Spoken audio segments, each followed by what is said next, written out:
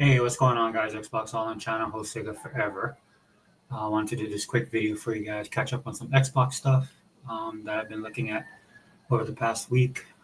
This video I wanted to do, especially when it came to the Xbox report card, but I just saw a couple topics, decided, hey, I'll just throw it in a podcast and then wrap it all into one for you guys. Oh man, excuse me, guys. Sucks. I think I'm getting sick. Been having this cough for a couple of days. Whoa, what's up, Daniel? Man, you're in there quick, brother. Yeah, sorry. I wanted to try and catch up with some of the sports stuff, man, but I haven't been able to.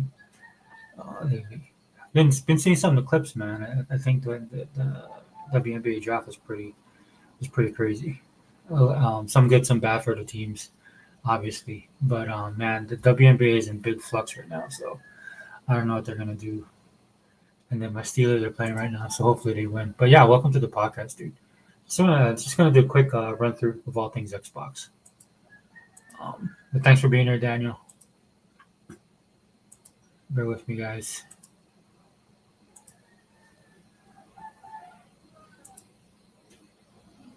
Let me see if dude, it's crazy. If you guys didn't, so just to let you guys know, man, I'm on X. I actually got a blue check mark. But real quickly, here's my. I'll put it in the chat. But that's who I am. That's who I am on X. Actually, take the dive. They had a really good 40% off special, which caught my eye. But I was planning on subscribing to X anyway, just because if you guys follow me, you guys know how politically charged I am. So if you guys don't like my politics, then definitely don't go to Sega Forever on X. But if you do, then definitely join me there because 2025 is going to be huge politically. So, and what I mean by that is not just talking about the things that you like or you don't like, just keeping track of all the news and current events. That's the one thing I love about X the most. It's not just about people telling you what you want to hear. It's just the information. The flow of information is I mean, it's constantly in flux.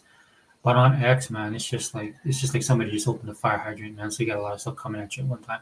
So you got to be able to kind of discern and sift through everything. And that's what I try to do on my timelines. If you guys want to follow me for that. But anyway, I did end up getting a blue check mark just to show support to Elon and the platform because I do believe he's doing a great job letting people speak their mind, regardless if you agree or not. Man, there's people on there I definitely do not agree with, but it's good to be able to come to your own conclusions, man, and not have your stuff filtered for you by people that don't have your best interests at heart. So, anyway, not to get off politically, but just to let you guys know, man, it's been a crazy holiday season so far, especially when it comes to Xbox, man. I'm really happy for where Xbox is right now. Um, of course, like any other company, man, they got some stuff they got to work on. I talk about it all the time on my channel, things that I would like to see them do. Whether they do that or not, who knows? But that's our right as a consumer. So definitely as fans, right? For example, I talk about the peripheral stuff all the time. I see that they have a sale where they have House of the Dead, man, and yeah, dude, I love House of the Dead. I will not play House of the Dead with a controller. Sorry, I just won't. I just don't like doing that. I want a gun peripheral, and there might be some out there. But one of the things that I'm seeing that even if you get second, third hand, even if that second hand peripheral is approved by Microsoft, man, you guys got to keep in mind about your televisions as well. Um, it's just something that I've been dealing with because you guys know I like TCL as far as for the price and the quality that they give you. Have not upgraded, man, to a bigger, better TV brand just for the simple fact of, man, just the price is too high, number one. Hopefully that'll change next year. But number two, um, it's just the television market in general, dude. Because of financial markets and because of supply chain and because of the global economy and stuff like that, the ebb and flow of the way these TVs used to sell for, right? Like they come in, it used to be like consoles, right? Well, what happened is you have a console comes out, wait a couple years if you don't want to spend the big bucks on it, and then over time they will get cheaper to produce, cheaper to make. The new consoles will kind of come in to replace them, and then you can get them even cheaper prices. That's why for most normies, man, they're usually one generation behind, right? But after the pandemic and all that stuff, it threw all of this stuff out the window, man. So I don't even keep up with it. I'll be honest with you. Um, and I'm the type of person, guys, and this is what I talk about a lot politically on my channel about the economy and stuff like that. Dude, I do not go in there and just I don't go in there and just participate in the economy just to participate in it. I mean, a lot of things that I buy, a lot of things that I do right now is out of necessity and need, not definitely not out of want. Even when it comes to my gaming, man, gaming is a hobby of mine, but it's a lifestyle as well, and so it's a part of my life. So I treat it as such. And then I work other things around my life, around my gaming hobby and lifestyle, right? And what I mean by that is, look, the necessities come first and foremost. Gaming is definitely not one of them. But since it's part of my lifestyle, what I do is I just garner my spending habits. Even though gaming is on the bottom, and it falls. In fact, it falls in the entertainment category of my budget. Right? That I have to be cognizant of the stuff I buy. Right? And then this is a good part of the year right now, dude. If you're strapped for cash, or if you have other things that you're obligated to pay for, like your electric, your mortgage, kids' college tuition, stuff like that, or even your future retirement.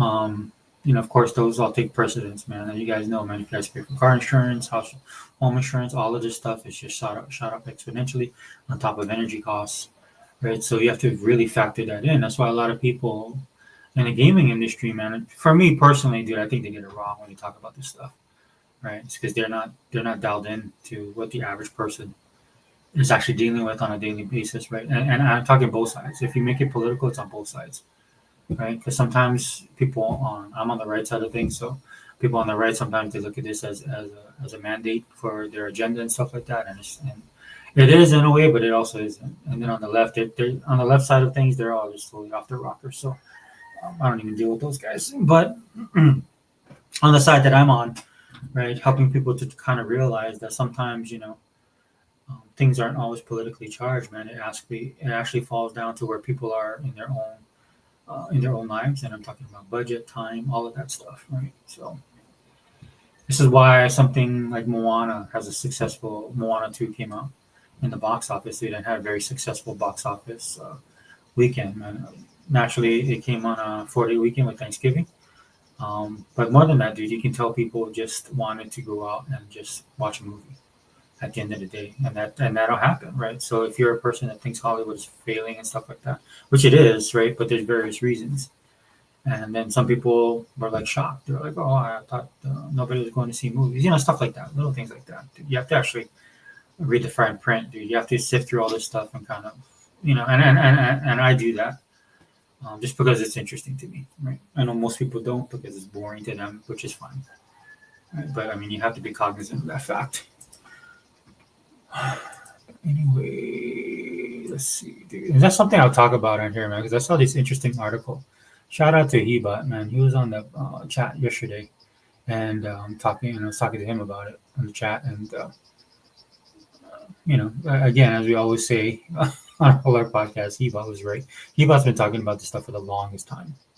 I've been kind of jacked into it just because I follow the politics behind everything. And so you see a lot of these people finally coming around, actually acknowledging Phil Spencer and Xbox's game plan, which is supported by Satya, who's the CEO of Microsoft. You're starting to see the articles and stuff come up because you can't be ignored anymore. I don't give the media, and I'm not giving the media credit. I'm actually, like I used to I did my videos media blast. I'm actually calling them out on it, right? Because they're finally coming around, dude. It only took 5, 6 years, 7 years, however long it's been taking them to finally see the light of what Microsoft is doing. And the simple fact that they never acknowledge that Microsoft owns Xbox. They'll acknowledge when there's bad news or supposed bad news that's coming out of Microsoft proper.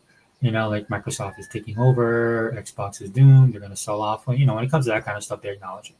But they never want to acknowledge how Xbox can benefit from Microsoft and the behemoth that Microsoft actually is when it comes to supporting Xbox. And you're seeing it happen in real time. again, uh, eh, um, one of the biggest signs for this was happening, and it's so huge that they couldn't ignore it, man. It was Call of Duty.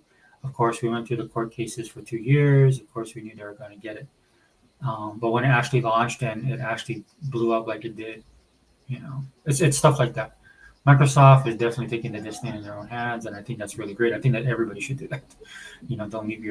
Don't leave whatever you can control, control. There's some things in life you won't be able to control, but the things that you can control, man, don't leave it to other people. Right? Do it yourself, dude. That's the best option. That's what Microsoft has done with all the hate they've gotten, with all the negative press, with all the fanboyism, people trying to bring them down, and all this kind of stuff. They just took the law into their own hands, and they just forced their own destiny. And that's why I won't ever give the gaming media credit, dude, because what Microsoft does is Microsoft forces them to change, right? And that's what they've done. Slowly but surely, you'll see it, and we'll go over that really quickly. But before I run out of time here, and if anybody jumps into the chat, this isn't all in chat. Anybody jumps into the chat, we'll talk about it.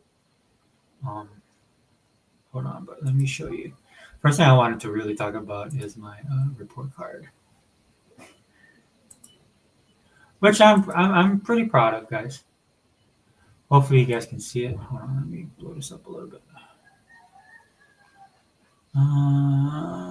Let's see.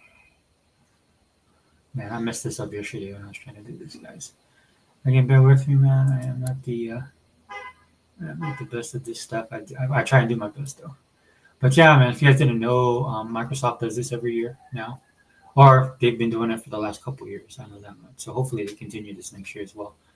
Because I really do like it, man. It really does give you basically a report card of how your year went in 2024. I was surprised by some stuff. Like, for example, for the games played portion of this, I actually thought that I played more games than 88. I thought I played over like 120 minimum. So that was kind of surprising. I mean, I'm not disappointed, but 88 games is a lot, especially if you have Game Pass.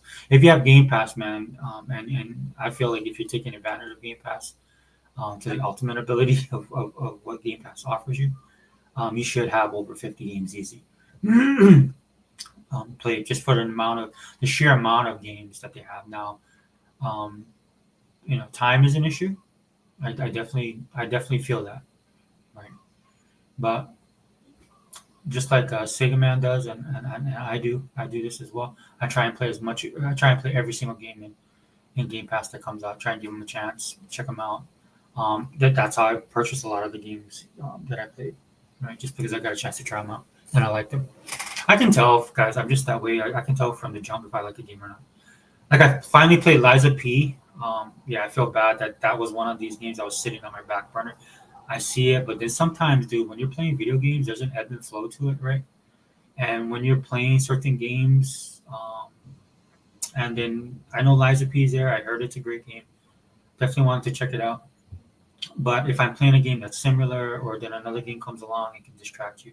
Right? This is like first world problems, but this is what it's like to have Game Pass. This is the kind of stuff when I hear people talk about it, and this in the way that I'm talking about it, I know that they're subscribed to the system, that they're in the that they're subscribed to Game Pass, the service, that they're in the ecosystem. Okay, because that's the mentality and the way that people actually take advantage of Game Pass. That's why on the flip side, man, I have a couple friends that won't get Game Pass because it is a time suck for them and they just don't have the time. They know if they get Game Pass, they'll be in trouble, right? So there's that. But yeah, so not too bad. 88 games played. I'm gonna try and push it over 150 this year because I have a lot of games I need to catch up on in my backlog. I think they catch that. I think they track that as well, man. I think the way it works is every game that you play, right? And then 2025 is going to be huge, man. 2025's got a lot of great games coming out for Xbox. I'm my biggest game I can tell you guys on my channel is South of Midnight. That's what I'm looking at playing. Looking forward to playing the most. Just because of the studio, the premise of the game, the characters look interesting. They did a deep dive on it. It's a game that seems to be just right up my alley, so we'll check it out. The other thing, of course, right here, preferred platform is console. I had a PC thing on there, like you see, my PC says 26 minutes. Yeah, I'm not big on PC. I should though. I should. There's games that actually play better on PC. So this will probably go up. My PC will probably go up because there's games that I play that actually play better on PC. But the thing is, again, I probably just never got around to those games, like the Age of Empires and stuff like that. Even though I will say, man, the console version is pretty solid, so that might detract. But there's other stuff that the point and click stuff too. This was surprising for me. September being a business month. Um, I don't remember playing that much. I thought early in the year I was playing more, but obviously I'll just go with their stats since they track this stuff. Um, and then total hours, man, 972. I saw there were people. I saw a couple people, man. One of them is that girl. Man, what's her name? Epic. Is it Treasure? Man, I can't believe I forgot her name. But she got like 2,000 something hours, man. Now she's an influencer, man. And when I see that, dude, I'm like, okay, there's a reason why I follow her. I like her. I do like her content, but I mean, she's anybody that has that kind of bona fide, man. I'm like, that's big. Then shout out to T Reaper, man. T Reaper is the only other person I know that put in that amount of time. Dude, I think he has like 2,000, 1,900, something. It's some ridiculous amount of time that he put in there, man. Shout out to him. Dude, even Snoop Dogg, he beat me, man. He had like 1,300, man. I was a bit offended by that. But when you look at the games that people play, right? That's another call. Like for Snoop Dogg, it's all about Madden and sports. For me, I would take the lesser. Well, actually, that wouldn't work, right? Because some of the games that I play. But anyway, for the total time, I'm definitely gonna try and hit over 1,000. But I'm 1,300, 1,500 this year. That's my goal. I'm actually starting on it right now, and I should be able to do it. And then again, the other thing is, yeah, I want to bump up that total hour in 2025. Hopefully, my schedule will permit me. Who knows what the next year's going to be? It's going to be crazy though, that's for sure. But console 950 hours. PC got to 26, cloud 13. Oh yeah, so that's another thing too. This kind of surprised me. I didn't realize I played cloud for 13 hours. And then when I look back, I forgot the game I was playing on cloud. When cloud works, dude, it's awesome. When cloud works, it's awesome. Cloud is important. I think is big for Microsoft. If you guys have good experience with cloud, you guys know you're saving a lot of space on your hard drive, right? Because you don't have to download the games; you can just play straight from the cloud. Also, they're gonna have games that you own. You're gonna be playing from the cloud, so that saves even more space. I spend a lot of time downloading games, uploading games, right, stuff like that. So it's something that for the next generation. That's probably one of the biggest problems I've had with, and I'm not, and problems as in that's one of the things I think Microsoft needs to work on. And with cloud, they can actually do that, right? Because the hard drive space is an issue, man. Some of these games are ridiculous. I just downloaded Indiana Jones, man. That's over 100 gig game, and rightfully so. And we'll transition into that soon because I do want to talk about. I'll give you guys my first impressions on Indiana Jones, but yeah. So the breakdown here, right here, 45% action adventure. That surprised me. That I don't know how they deemed that because I thought shooter. I thought I was at 70% shooter because that's what I played the most of. Looking back, I guess maybe I did play when I looked at the games that they gave me. I guess I could say that, but this kind of shocked me. I'll be honest with you, right? Like I thought role playing. That's where about right. I thought it'd be about 30% role playing, more on the shooter, another 20% on action adventure. Simulation, I thought would be at least 10. And the other, it is what it is. But like I said last year, I wanted to try and kind of make this more across the board. Of course, shooters will always be the top for me, but I wanted to add more variety because if you do that, then I mean I play more of my games. That's the only reason why I said that. To stack up, you're in the top 4%. Oh wait, real quickly, there's one thing I did want to do. Gamer score earned. Okay, so as you guys know, I'm not an achievement hunter. Again, I say this all the time. I like achievements. I like when they ding on my thing. I was playing Indiana Jones last night. Got an achievement that was a diamond, right? And that's cool too because it makes a specific sound and it sounds really cool. But I don't go out of my way to get achievements, guys. And then for me, a lot of the games that I play, because I have people come at me for my achievement score, dude. I mean, I play COD most of the time. The games that I play, like shooter and some of these action adventures, it's all replayability. That's what means the most to me, dude. I play a lot of games with high replayability. So once you get an achievement, if you get one in those games, that's it. You're not gonna get it again. Right? I spend a lot of times on sim games, guys. Like stuff like my third most played game here. We'll go down here if it shows me. It's Coral Island. right? And I think I thought I even put more hours than this in there, right? And one of the reasons I stopped playing is because there was a bug for the game. So when you played throughout the day, um, it would reset, man, and that whole day got wasted. In fact, I got mad one time because I was playing the game and I had caught this fish that I was trying to catch. It only comes out a certain part of the year. It's a season. It's like Animal Crossing in a sense, right? So there's this time of the year that this fish comes out. It's only in this one area, and just so happens that morning I went fishing in that area, not expecting to catch it. I caught it, and I was all happy. And then as I was playing my game, it reset at the end of the day, and so all the stuff that I earned that day disappeared. And then it started happening regularly for the game. So that's why I stopped, man. But this Core Island's a great game. I just was like, okay, look, dude, I'm gonna stop playing it. And then I went on the chat boards and everybody's complaining about it, right? So I don't know if this is the game specific. It's definitely an Xbox problem. Um, Xbox was having that problem. So I just stopped playing it, dude, because this probably be one of my most played games ever. Like it'll probably surpass Call of Duty. Because again, in Call of Duty, you just remember, guys, that thing just came out. So and then that's another thing too. Like Warhammer, I put in tons of. I thought this was actually more. Right. The only other game I'm surprised it didn't get on here was Starfield. Starfield, I put on like almost 300 hours on Starfield. I don't know why I didn't make the cut on here. I put in a lot of hours on Starfield. So to me, it would probably have been Warhammer, Starfield, then Call of Duty. But it is what it is, dude. Maybe they're just doing it for the variety. But I'm proud of this, dude. 1% Warhammer 40,000 Dark Tide, dude. I put a lot of time and stuff in here. I play this game a lot, dude. I love this game. And of course, Call of Duty. Call of Duty will definitely probably be my number one for next year easily. But I'm impressed. Look, dude, I'm happy with my 10% as well. Look at this community gamer score and community achievements, dude. You know how much people? That's what I'm talking about, dude. This is why the media has to acknowledge what Xbox is doing. Oh, hey, sorry guys. You know what? Hold on. I'm sharing my screen, guys, so I don't see the chat. Hey, Data. Hey, Unlimited.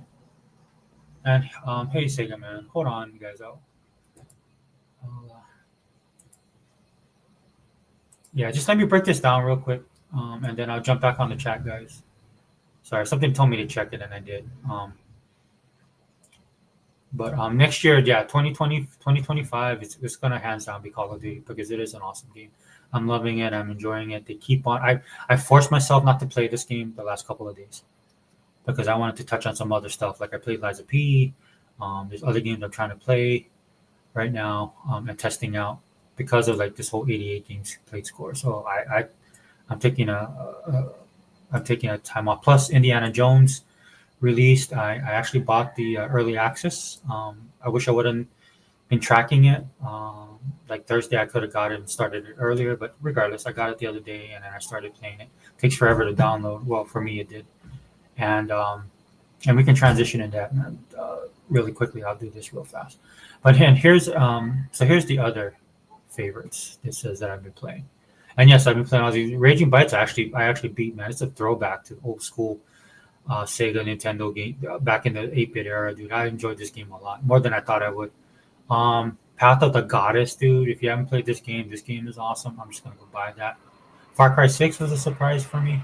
I actually like that game. Immortals of Avian, man. If you guys go buy this game, I think it's on sale. Dude, just go buy this game. This game is awesome. The story alone is great. Power World, of course, their drop time. Slime Rancher 2, I was addicted to. Let Your Frontier. So you guys get in a kind of an idea of the games that I like to play. Tales of Arise is awesome, man. Getting back in JRPGs. Trials of Mana. Killer Atlas Fallen is probably one of my surprise games of the year. I really love this game more than I should. It reminds me of Kingdoms of Amalur. So I was all in on that game. Yodin Chronicles, I hate to say it, guys. I have not given this game the time and attention that is needed. But it's a great game, dude. Please go support it, dude. I would love for that developer to make more stuff in the near future. And I know that Microsoft is supporting them, so that's probably going to be a foregone conclusion, hopefully. But yeah, dude. I mean, so at least you guys get an idea of like what I'm playing and the kind of the games I like to play. And this isn't even all of the stuff. There's other stuff that I thought that should be in here. Diablo, man. I'm sorry, man. I can't. I'm not feeling Diablo, man. This game is super demonic. For me, man. It's for my sensibilities, dude. I can't hang with it. Dude, I liked it better when it was more fantasy driven. Um, But yeah, and then look, see, and this is me in a nutshell. Rolling hills make sushi, make friends. This is why I love ID at Xbox. But yeah, man, if you guys don't know, man, definitely go check this out, dude. And you can kind of use it as a guide. That's what I'm gonna do. Right? I'm gonna use this as a guide moving forward, like I did last year. Like, hey, man, I really wanna, I really want to take the time out to really optimize my gaming for the year. So this is what I go by, or one of the things I go by. Yeah, but yeah, I just wanted to share that real quick. Sorry, guys, I'll get back to the chat. Um,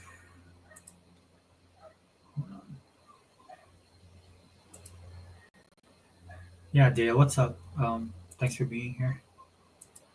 And Dale says hi to Sega Forever and Dan. Did I miss that? Oh yeah, Dan missed that. Unlimited Production says, I love these end of year breakdowns. For me, my most played genre by far was RPG. I didn't realize I played so much until this breakdown showed it. Yeah, dude, Unlimited, you should do a video. I think it's cool, man, that they do that.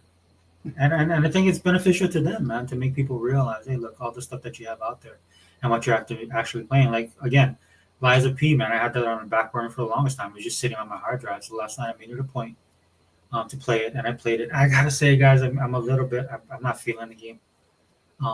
Number one, it's kind of Souls-like, which I can't stand. I don't like Souls-like games. And number two, just the control for me, man, I'm just not. Maybe you know what, maybe I need to go through the control configuration and stuff like that. But as a game, it looks amazing. It looks beautiful, dude. The production value is super high. For as far as I got, dude, everything looks solid. Everything looks nice. The world looks amazing. The story sounds great. Like it's gonna be great. But man, when I was trying to control my character, dude, I was having such a hard time. The fact that I have to, because they have so many things going on when you're using with the control system, man, and then the targeting and stuff like that, dude. I'm just not feeling it. Like I don't need it to be automatic, but sometimes, man, it's not responding to the way that I feel it should be. And that's sad, man, because when you play a game like that, dude, and it could be me, maybe I'm old. You guys let me know. But when I'm playing it, dude, it's hard. It's hard for me. I'm just gonna be honest with you. I'm like, maybe I'm losing my touch. I know I'm getting older, dude. I can tell when I play COD, dude. I don't have the reflexes that I did, man. I can't lay out my combos as fast as I used to. Totally get that, man. But it just doesn't feel good, and it's sad, dude. Because I think the game looks amazing. And from the jump, man, when they opened up, you definitely know that he's Pinocchio, right? And that's what it's based on. Um, so I don't know. I'll try and go back through it and then try and make the proper adjustments for me, maybe because, like I said, maybe it is my age. But man, I'm just, and it's sad, but because it's like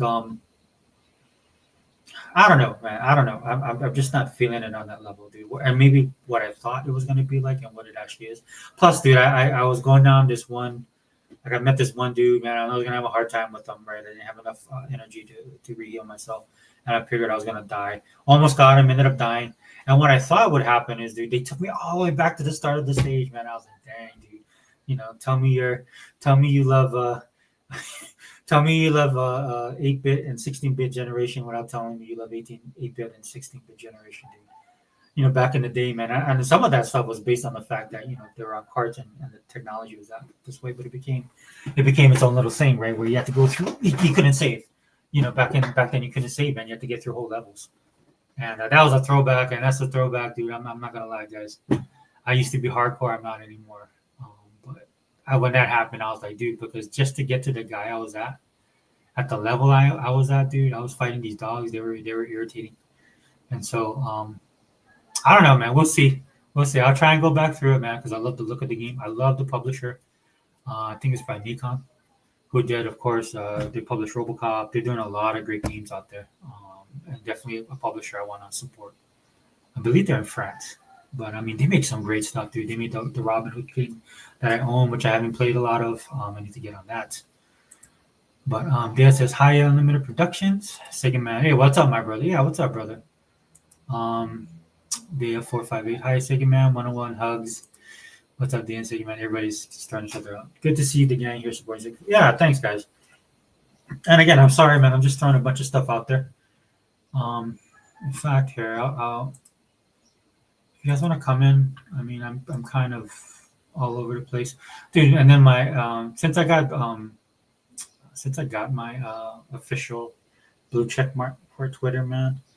There's this stuff that goes on Twitter that I was not aware of, and it's kind of throwing me off, dude. I'll be quite honest with you guys. It is throwing me off big time. But I'll send out the links, guys. Just hope bear with me. If you want to jump in, please do. Uh, but there is some definitely some politics going on and everything that's X. And again, the only reason why I joined was to support uh, free speech. Dude, I'm a big free speech proponent, whether I agree with you or not. I definitely like to. I respect everybody's opinion to share their opinion. That's just the way I am. I've always been that way. And again, like I told you, man, when this is a pro Xbox channel, you have PlayStation guys come on here, right?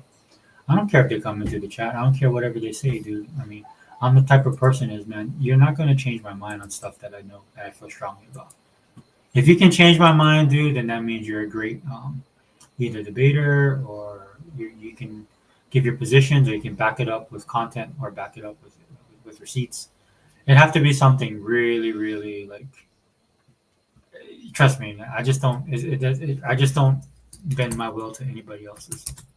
It's just the way I am. I've always been that way. You have to show me. You have to show me stuff. That's just the way I am. So now what's going on, guys?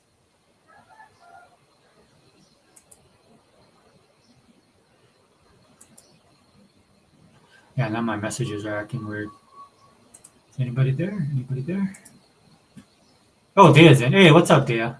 Hey, hold on for a second. Let me mute you in the video, please. Yeah. Go ahead. Uh, Sorry, I'm just trying to send out links right now.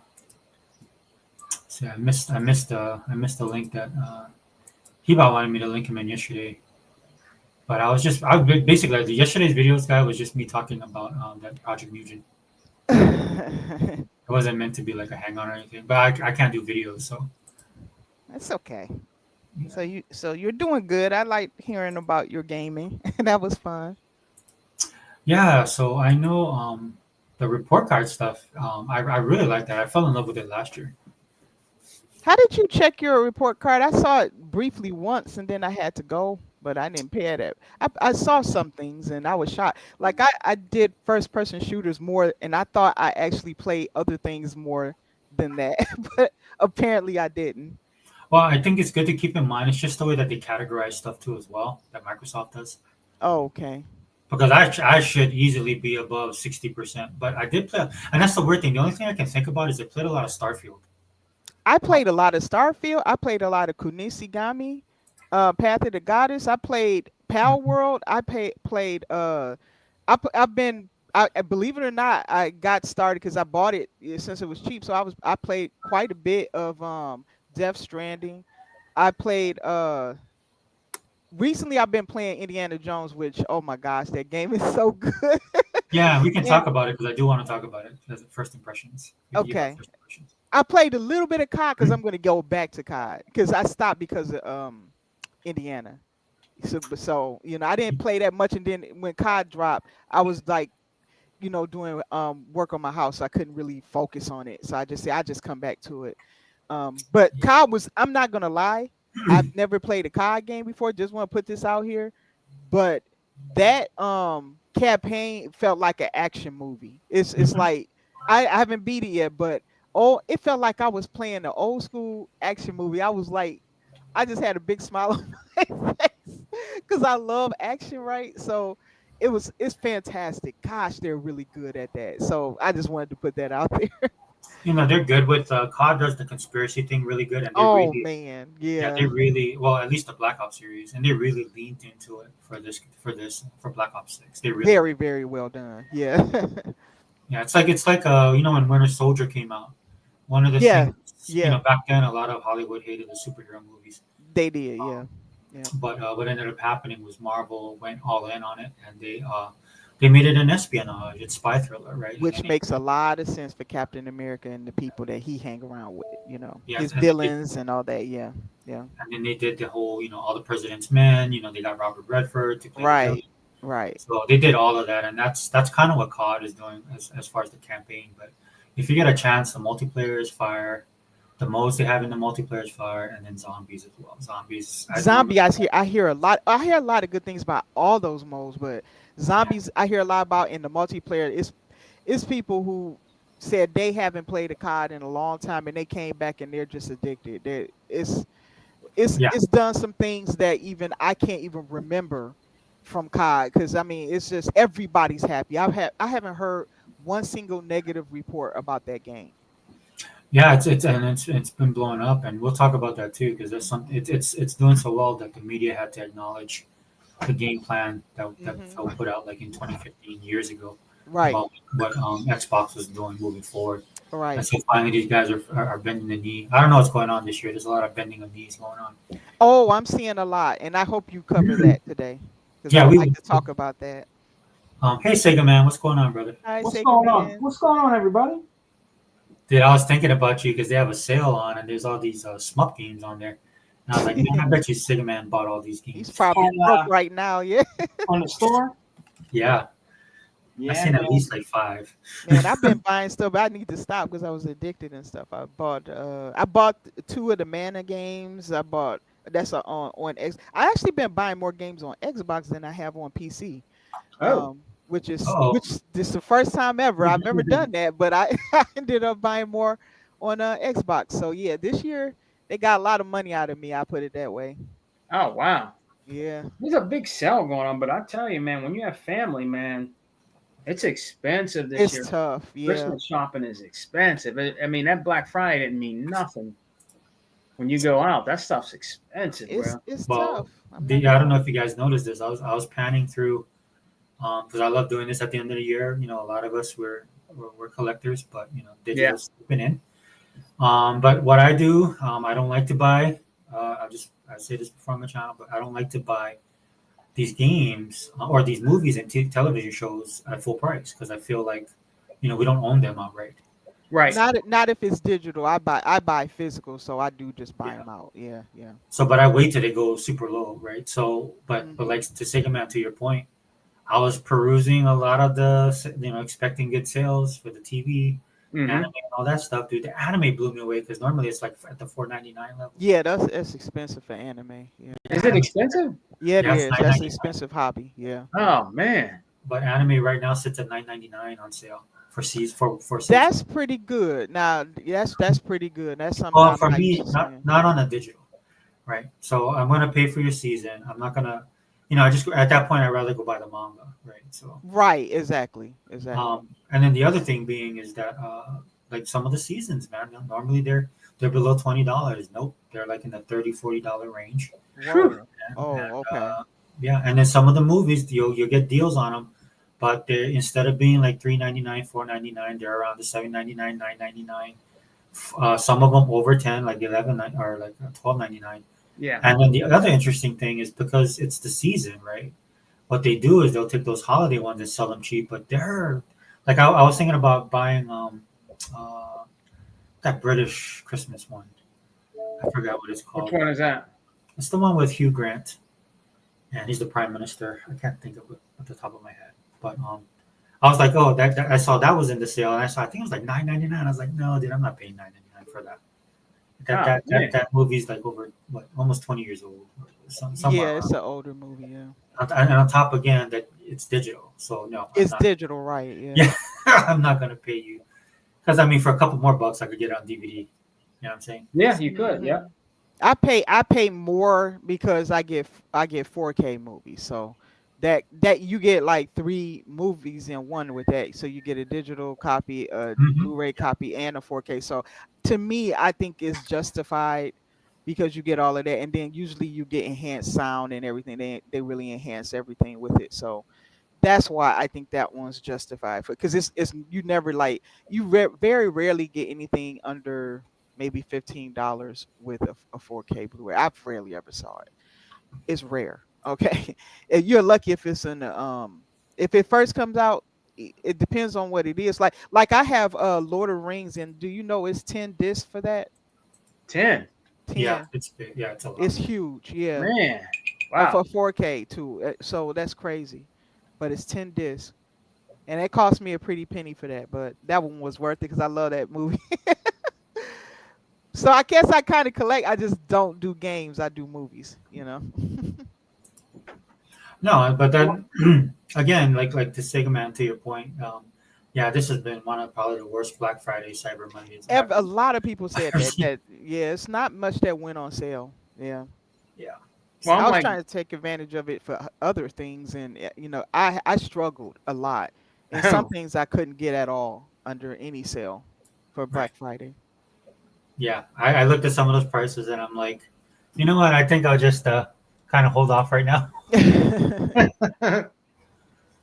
Because then I did put some. I did. I'm not gonna lie. I did because I wanted to put my money in supporting um, some of these studios and Oh, developers. okay, okay. So You and some said of that you bought Indiana, didn't you? You two buy Indiana? I got the $30 That's what pre. I did. Yeah. I couldn't afford the full thing. It's too much for one, movie. I mean, is one that the game. I'm one you sorry. guys got where you could play 2 days before? Something like that? Yeah, Yeah. you get that and all the DLC content and stuff. Like he got different outfits and stuff from different movies and So you Oh, does played, it? was it 30? yeah, $30. That's what I did. So I you'll popped get the to 30. play before everybody else. You guys get to play Yep. 2 days before. It's I do as that. if you paid for the whole thing. But Game Pass, you're covered with the main game. So when you put in 30, you get the early access, you get all the extra content. Oh, Yeah, okay. everything for it. Yep. And when it comes, you get to play it. I might do the same as you guys. I might do that. I think I might Yeah. do Well, that. I mean, you can. It's coming out, I guess, tomorrow, right? Yeah, Oh officially shit! now. It's Tomorrow? not officially out for a lot of people. If Yeah. you're seeing a lot of people play, which I have on my like I've been watching on YouTube and all this. If you're seeing a lot of people playing, they either paid right out they paid full price if they're on Steam or something like that, Uh huh. or they got the $30 edition, or if they're on PC, if they're on PC Game Pass or just console Game Pass, then they could have paid the $30. They may have paid for all of it. We don't know. But yeah, that's so a lot of people are playing it now. They're playing it now that I saw. Well, I do want to comment about that so really quickly, which I think is very brilliant of Microsoft to do this. Because if you guys haven't known, if you guys watch my channel, I've been talking about this, right? A lot of the woke stuff Yeah. that's Right. been talked about this game. And so I guess we can transition and talk about Indiana Jones real quick. Okay. One thing I did notice was that within the last 2 weeks, some stuff was released, and some stuff by Microsoft, right, and their developers, right. Oh, you're talking about the that guy Well, with the Avowed, Avowed. Yeah. and the way everything works on social media, especially when it comes to woke stuff now, is that all it takes is just one thing to come out, That's and it. then everybody Yeah. ultra focuses on it, and Yeah. I don't have a problem with that, to be honest with you guys, because I don't like this stuff. But Yeah. what I will say is, in the case of Indiana Jones, man, a lot of the stuff they did worked out in their favor. I don't know if they planned this. I would like to think that they kind of did. But it falls in line with a lot of the stuff that Microsoft and Xbox is doing in general, right? Which is letting the people experience the game, letting the people come into what the developers are trying to do, Exactly. all this stuff. Exactly. And I think that bode very well for them because again, first impressions. We can get everybody's thoughts real quick. I know Sigma, you don't have the game, but you can No, go comment. ahead. Go ahead. I'll be honest with you guys, man. I was a little bit, because I keep up with all this stuff. Uh-huh. It was trending very bad for Indiana Jones. It was. Why was they after Indiana Jones? I don't understand. Well, so they did the deep dive, and there's one guy that works over at Bethesda, right? And then Don't he, tell me he it's more Bethesda people. well, so what it is there's these trigger, right, these red flags that come out, and one of them is making game for modern audiences. Modern audiences, yeah, which is not a good term. They need to stop using that because that's like translated into woke. Yeah. That's Well, that's. and Go ahead. Go ahead. I'm sorry. yeah, no, sorry. So I don't know at what level, right? I know that it was trending bad for them. I knew people that was, like the people, because I can't stand these people, honestly, because I can't stand them as far as from an Xbox PlayStation thing. Yeah. Right. Yeah. Like, Yeah. because they're PlayStation guys, and there's these guys that were crying that we can't get the game. They don't care. Yeah. Yeah, I mean, Sony's Well, just as woke. There's some of the crap they've done. Well, Get out of here. some of these dudes are huge. They fall more in line of the entertainment side of things. Oh yeah, I know who you're talking about because I follow a couple of them. Yeah. Yeah. So what ended up happening? They were big on it, but then some of these guys started canceling the game because they heard about this stuff. And so I thought that Microsoft stuck by their guns and they went in there. And I've been playing the game since yesterday. And I'm going to tell you guys really quickly, no spoilers, right? Yeah, no I spoilers. started playing that game and I did not stop for. In fact, I looked at the clock and I was mad at myself because I played. Yeah, it's addictive. Like Yeah. you'll find yourself just going from one point to the next. It's so easy to just get caught up into it. A lot of the positives that people are talking about is 100% true, man. The world, Yeah, it is. Yeah, the graphics are amazing. it is You can absolutely tell, stunning. you can tell Yeah. that this game is a labor of love. Yes, yes, you Most can. definitely, because I can tell you right now, man. In fact, I'll share this. We can talk about it a little bit more. I won't go. Are deep. you an indie fan? Like, did you watch the movies before? I think generation wise, definitely right. Because Okay, awesome. Yeah, I grew up on those. Yeah, I exactly. have the movie, so yeah. All of them. Dr. To Jones. me, this is Dr. my Jones. next one. I'm so happy. I'm really happy with indie as a person who loves indie. So just real quick, Okay. and there's something I wanted to bring up in this article, and then we'll cover it for the other topic as well. Okay. I'll pull it off and bring it back on. But And then when you're done talking about that, I want to ask Dad and brother, I want to ask you, Sega Forever, your opinion about that when you first started about the Indiana Jones, man. yeah, okay. Oh, I'll okay, just, sure. Yeah, because yeah. you don't have it yet, right, Sega? Nope. And I'm thinking about after you guys. You said it comes out tomorrow, right? Yeah, officially. Yeah. Officially. You can wait unless you want to dive into it in that level. But if you Yeah. have if you have Game Pass, brother, just wait for it tomorrow. Yeah, I have the Yeah, game. it's not gonna drop in Game Pass until that official date. Yeah. When's the official date with Game Pass? Tomorrow. Tomorrow is the official Yeah. date for Game Pass, right? Yeah, Okay. yeah. All right. In fact, just real quick, there's Idea Xbox game sale with that ends tomorrow as well. I think they just threw it up there on Friday. But if you go on the Xbox store, go on the games, Idea Xbox, they have a lot of the games on sale. Mhm. Oh, they do. Oh, okay. I'm such a big fan of Idea Xbox, I couldn't take advantage because I own most of those games anyway. You know what, Okay. Sega I Forever, I like own it too. some. Yeah. I like it too, guys. I tell you what, Dad and Sega Forever, I'm a big Idea Xbox too. I like the indie games. Yeah. My about an indie favorite game? is I love indie games too, and but my favorite is those AA games. Yeah. Like whenever I see AA games, because it gives me, it's not too long, it's not too short. Some of the indie games are fantastic when I tell you, some of the ones I bought, like Artful Escape, I bought that. Very lovely game. I mean, it's just some games are just so out there. Omno, I bought that. This is a little while back. I got Tunic. Some of these are really great games that came through Idea Xbox that I really love. Carl Weathers is in that game. Did you know that? Which one? Artful Escape. Carl Weathers. Oh, okay. I didn't know he was in there. His voice. He does one. Yeah, of the, voice acting. Yeah. Yeah. Okay, I He can didn't know sing that. too. He has a good voice. He has a good singing voice. I did not know that. Okay. Yeah, so yeah, we can do that, Siggy Man. But just real quick, let me bounce back to this. People are just going all out on indie. The history of Indiana Jones video games. Well, and that ought that's to be interesting. but that's what you want to see. That's what Yes. Microsoft is banking on. Again, a lot of people, Halo, the Halo TV show. However, we feel personally about the show as Halo fans. Mhm. Or what's the other one? Fallout that came out. Fallout, yeah. Microsoft is cognizant of this stuff. Again, this is the stuff they wanted to do with Xbox One, the original, the 2013. Right. And we were robbed of that, and now we're finally going to get to experience. So, Yep. I think sorry. Microsoft should make a division that only handles like extra media for the video games and stuff. Yeah, I think they should have just that. do it on the download because these people are psychotic. Yeah. Seriously, like that's another. That's why I kind of bring this up because this is another thing, right? It's one of the things I talked about yesterday, and why I think Todd Howard was so behind Microsoft purchasing Bethesda because he wants to do his passion projects. Right, he does. Yeah. One of his passion projects. And this is it. Yeah. This is It's one Starfield. of them. That was his very first one. Yes, Starfield, his first. Indiana Jones. I don't know if he got any other ones though. I'm pretty sure he does. I mean, what he is like, look, I'm not saying he's old, but he's like us, right? We're in our older twilight years. And Twilight, so yeah. so you put in the grind, you put in the work, you learned everything, and then you're at a point in your career, man. This dude's untouchable for a lot of the stuff Right, right.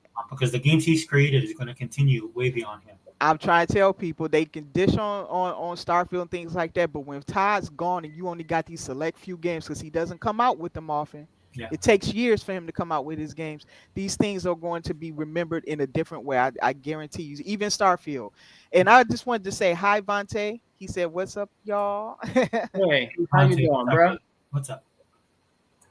But I mean, if you look at the way Starfield is, a lot of people compare it to excuse me, a lot of people compare it to Skyrim in space, right? That's what they call it. Yeah. I'll agree on this point. I think that's something he's created so open ended that it'll have the same legs. I agree with it.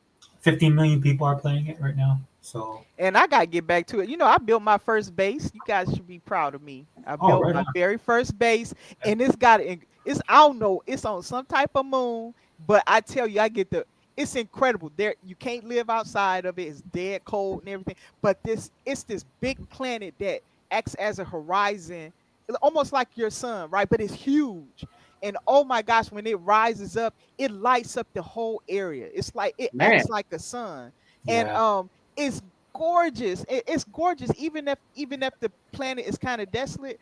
And I love it. That's my first base, and I got it there. I thought it was gonna be Pluto because I kind of felt I'm still in love with Pluto. I'm still gonna drop one there in Pluto, but I found another one that I have a second base on, but I'll save that one for another time because I'm gonna eventually. I want us to like do some like Starfield catch up videos or something like that so we can see how yeah, people are that'd be doing. cool. But Yeah, yeah, I wanted to tell you guys about that. I forgot to tell you guys that I made my first base and All it's so right. beautiful. I'm gonna have to take a picture, maybe Sega Forever or Limit or somebody, or maybe Sega Man can show a picture of what it looks like. I'd love to Yeah, see you that. can take a shot and then send it to me, and I'll share it on the. You can do that for the podcast because Oh, okay, okay. it's like Unlimited saying, like Unlimited's been doing on his channel recently, right? It's just sharing stuff, sharing the actual gameplay. That's what we should be doing because it is about gaming. We can't always talk about news. But Maybe speaking of, see somebody gameplay. That'd be nice. yeah, I wish I could record. But just really quickly, I just wanted to read this. Okay, okay, This is go Todd ahead. Howard saying, "I've been an Indiana Jones fan my entire life. When I saw the movie, I believed it was all real, and I was just enamored with Raiders of the Lost Ark since it came out." Bethesda Game Studios director and executive producer Todd Howard. Okay, so who created the concept for Indiana Jones and the Great Circle? And after I read that, and then I played the game for like 10 hours just straight. Uh-huh. It Yep. makes absolute sense. It Yep. does. Everything about that game is a love letter to the actual original Yes. movies. Yes. Yes, Just it a slight is. spoiler, just really quickly. Just the opening scene, and not really a spoiler because people have been sharing it. But the opening scene is a callback to Raiders of the Lost Ark. The It very absolutely is a one-to-one. and it's Yeah. great because when you playing it as a video game, you experience in a much more there's much more depth in the Exactly. experience, Exactly. I which is won't name the scene, but it's one scene where you kind of gotta move quickly. Let's put it out there. And boy, I've watched that scene many times, but I never felt it the way I yeah, did in that game. yeah, The panic and how you just want to get away, right? So, yeah. And they nailed it. I mean, one for one, and they've been doing the comparisons, right? I mean, yeah. it is like it's basically lifted. But again, when you're playing a game and the immersiveness of, I mean, that alone from the jump, the whole build up to it, everything, man. Once I started playing it, I already knew. Like I'm talking like the first Yeah. opening act, you play it and you're in. It Yep. sucks you in. Yep. And then you're going on your own story, and the story goes. And I was Yep. shocked. Now, me and Dale, I was surprised by this. And again, no spoilers. But Okay. the influence of the Christian influence on the game. Oh yeah. Yeah. Yeah. It's pretty strong. And Yeah. I'm not saying as in preachy. I'm saying as in like the original movies. They didn't shy away from certain things that a lot of, again, when the guy said modern audiences, please find something else to say, right? Because you're selling yourself short. Yeah. Sometimes these Yeah. guys do it on purpose to kind of jab people to stop doing that. Because it Or costs you they guys. think it's favorable points because some people lead them to believe that way. Well, And I, it's you I know. think they read the writing on the wall, and then we'll switch. Second man, we'll switch over to you. Yeah, go After ahead. we Go finish ahead, this bro. one. They see the writing on the wall, but they're ignoring it, and that's their little jab at people to say something like that. Well, that little jab costs you a lot of money because people cancel their pre-orders. Yeah, yeah. A lot of people cancel their pre-orders because of that, and you should stop doing that. I understand you might feel a certain way. Hey, I have my stuff that I feel about, but at the end of the day, dude, you work for a company, you work for a corporation, and all these corporations are starting to shift now, right? And it's just like when I'm at work, dude. When I see people having drama, I just sit there and look at them, and I'm like, dude, what are you doing? Like, are you finished with that report? Where, why is not? Why is my purchase request not? If this is happening with you in your job, why is my purchase request not signed off? Right? Why is it just sitting in your queue? I can see it. You know what I'm saying? Like you know, you don't have. There should be no drama at work because you shouldn't have time to do drama, right? There's stuff that you should be doing while you're here, right? And look, I'm all for people talking about the weekend. I'm all for people touching base, stuff like that. You never want it to be, everybody just be machines, and then somebody flips out one day and comes in and starts stabbing people. Right? I don't want that environment. But Right. what I also don't like is all the drama that accompanies that, and that's been happening with a lot of these corporations. Dude, they bit down hard on it. They bit them in the ass. It's coming back full circle. So I'm like, dude, stop doing this stuff. Um, because it's gonna hurt you guys, dude, and it definitely did. So please, Satya, Phil, start. I know you guys like to let their creative juices flow, but start kind of pulling in the reins a little bit because you don't need this, man. Because I'm telling you, from the little bit I played of Indiana Jones, this game is awesome. It's been an amazing experience, dude. I felt like a little kid watching this in the theater for the first time. One of the few movies I got to go to the theater to watch because I was broke and poor.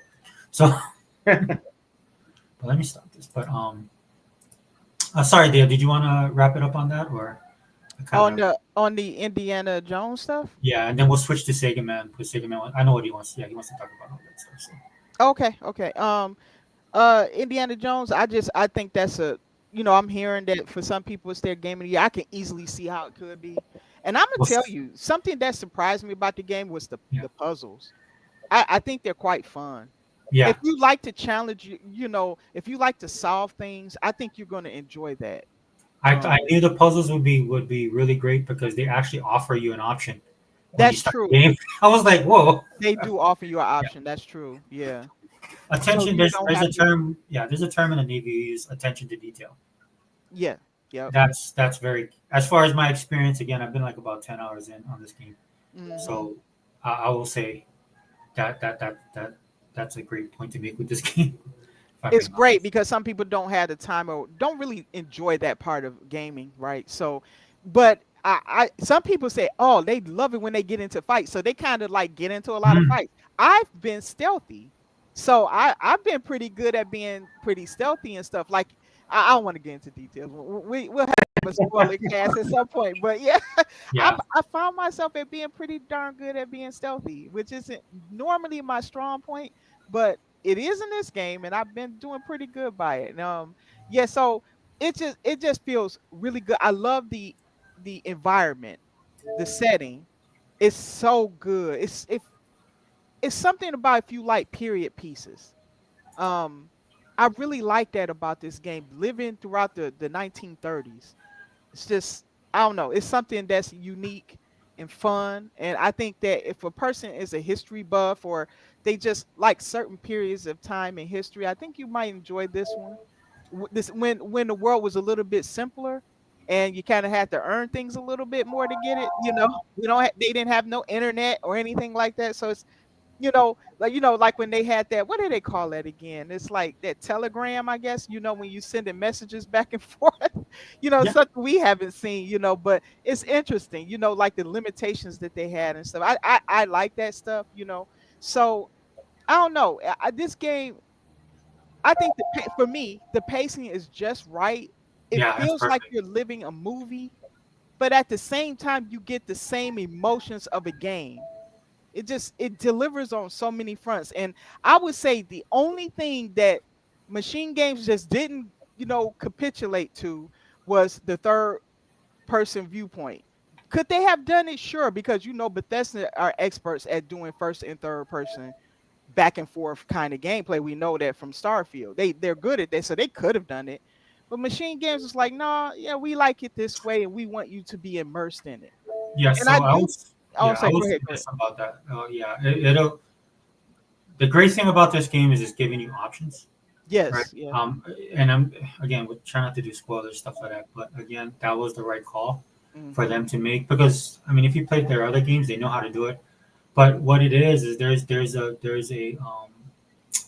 is a connection you make when you're in that view that a lot of people that watch the movies appreciate about the movies, Hmm. right? And I'm talking about case in point, when you watch a Star Wars movie and then you hear the ships flying around in space, there should be no sound in space. Right, We all know that, right? But right, when you hear those iconic, when a TIE fighter comes by, you know what a TIE fighter sounds like. right. People Yeah. make that noise all the time. It's like right there's just my throat's all jacked and I tried to do that. I shouldn't have done that. But what it is there's a distinctive sound that every Star Wars fan knows when they hear a TIE fighter. When you play Indiana Jones and you're in that first person perspective, like Day is talking about, there are some things that'll happen when you're experiencing the game that will make you go back into the movie. If it wasn't for the game, because what I'm going to do today is I'm actually going to watch the movies, especially Raiders of the Lost Ark. I am going to watch Raiders of the Lost Ark today. I have it on DVD. I have it on Blu-ray. I have it on Oh, nice. digital. I have the individual movies. I have the box set. I have the digital individual movies and the digital box set. That's if you guys want to know how big a fan of Indiana Jones I am, Nice, man. right? Because it's a movie of our time. You guys don't understand when that was on the marquee and you actually went and watched that movie. That's just one of, and we didn't have internet back then. We didn't have all the stuff people have now. And I think that's what causes people to take this stuff for granted. But it was word of mouth, dude. It was people. It was the excitement you felt when you saw your friends at school the next, on that Monday, and you talked, and they got to saw it, and you're just all talking about it. And if you didn't see it, right? Well, not in my case, but for a lot of my friends, they went and told their parents, and they went to see it that week. That's how box office used to be back then. And I'm telling you, man, playing this game is definitely a throwback to that. So, so let's switch gears real quick. Sega Man. Sorry, I don't want to rush anybody. No. Take your time, bro. You and Dad take your time. I'm enjoying the conversation, man. Well, I know my daughter is like I can hear her upstairs. She's up already, Oh, okay.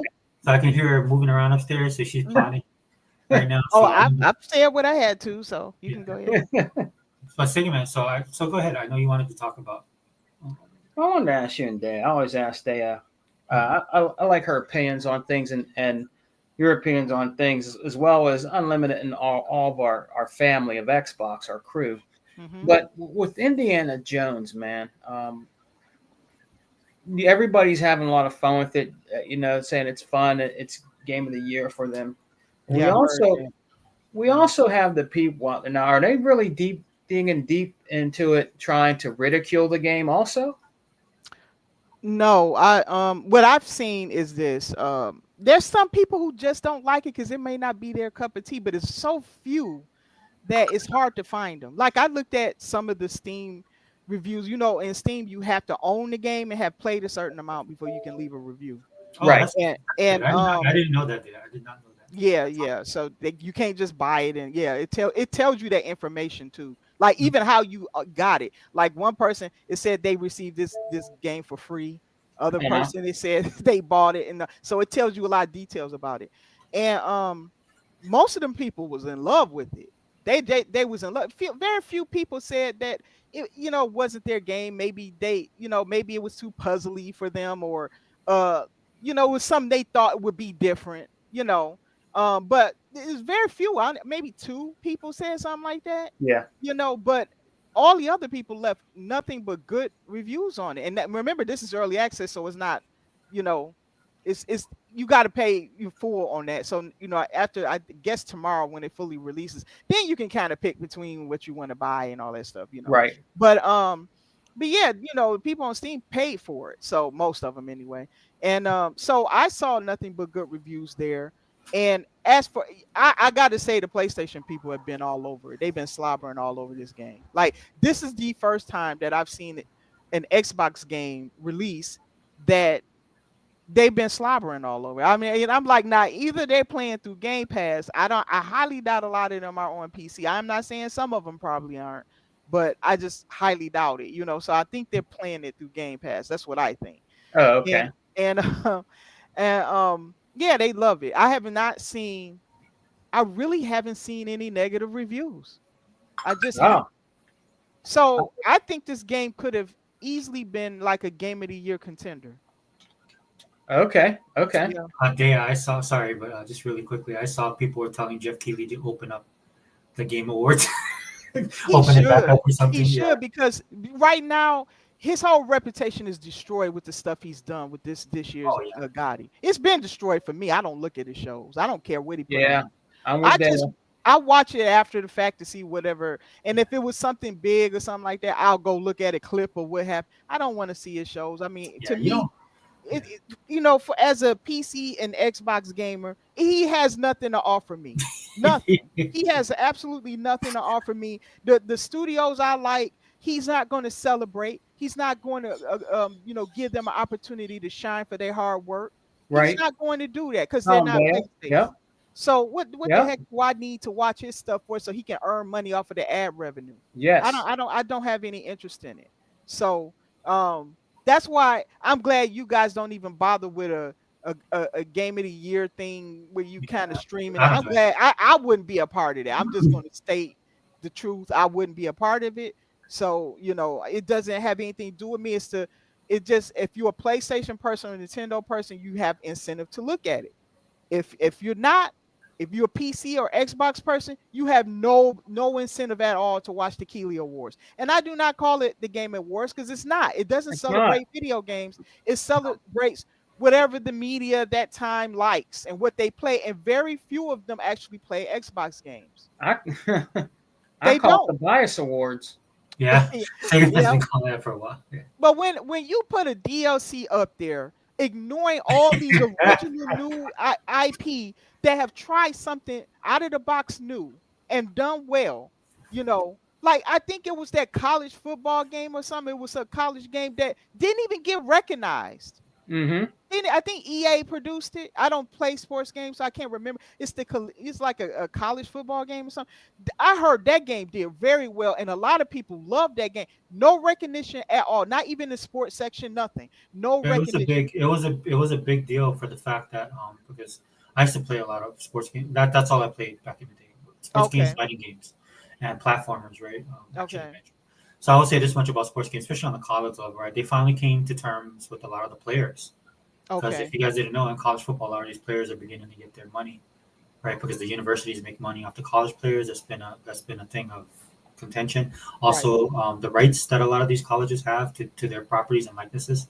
So that's all become a thing. So I guess EA worked it out, and that's why it was such a big deal. Because you hadn't had college football.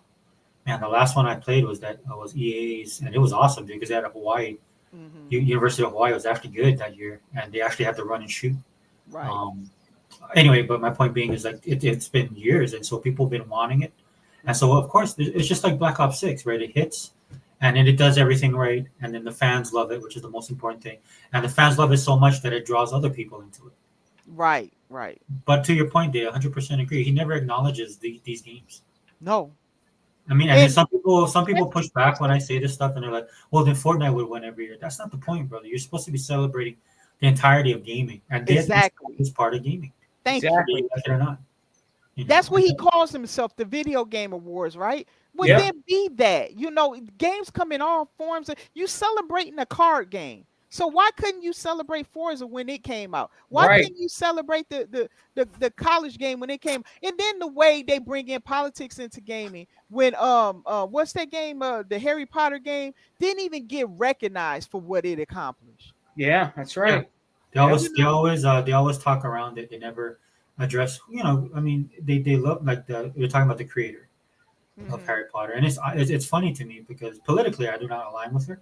Hmm. But at the end of the day, dude, she created the characters, and they just don't want to acknowledge her, man. They act like she's like they just ghost this poor woman, I know. I right? know. So much so that they don't even acknowledge the game, and it was one of the biggest. I think it was Enoch Yes. Limited was playing it, right? Just Yes. blown away by it.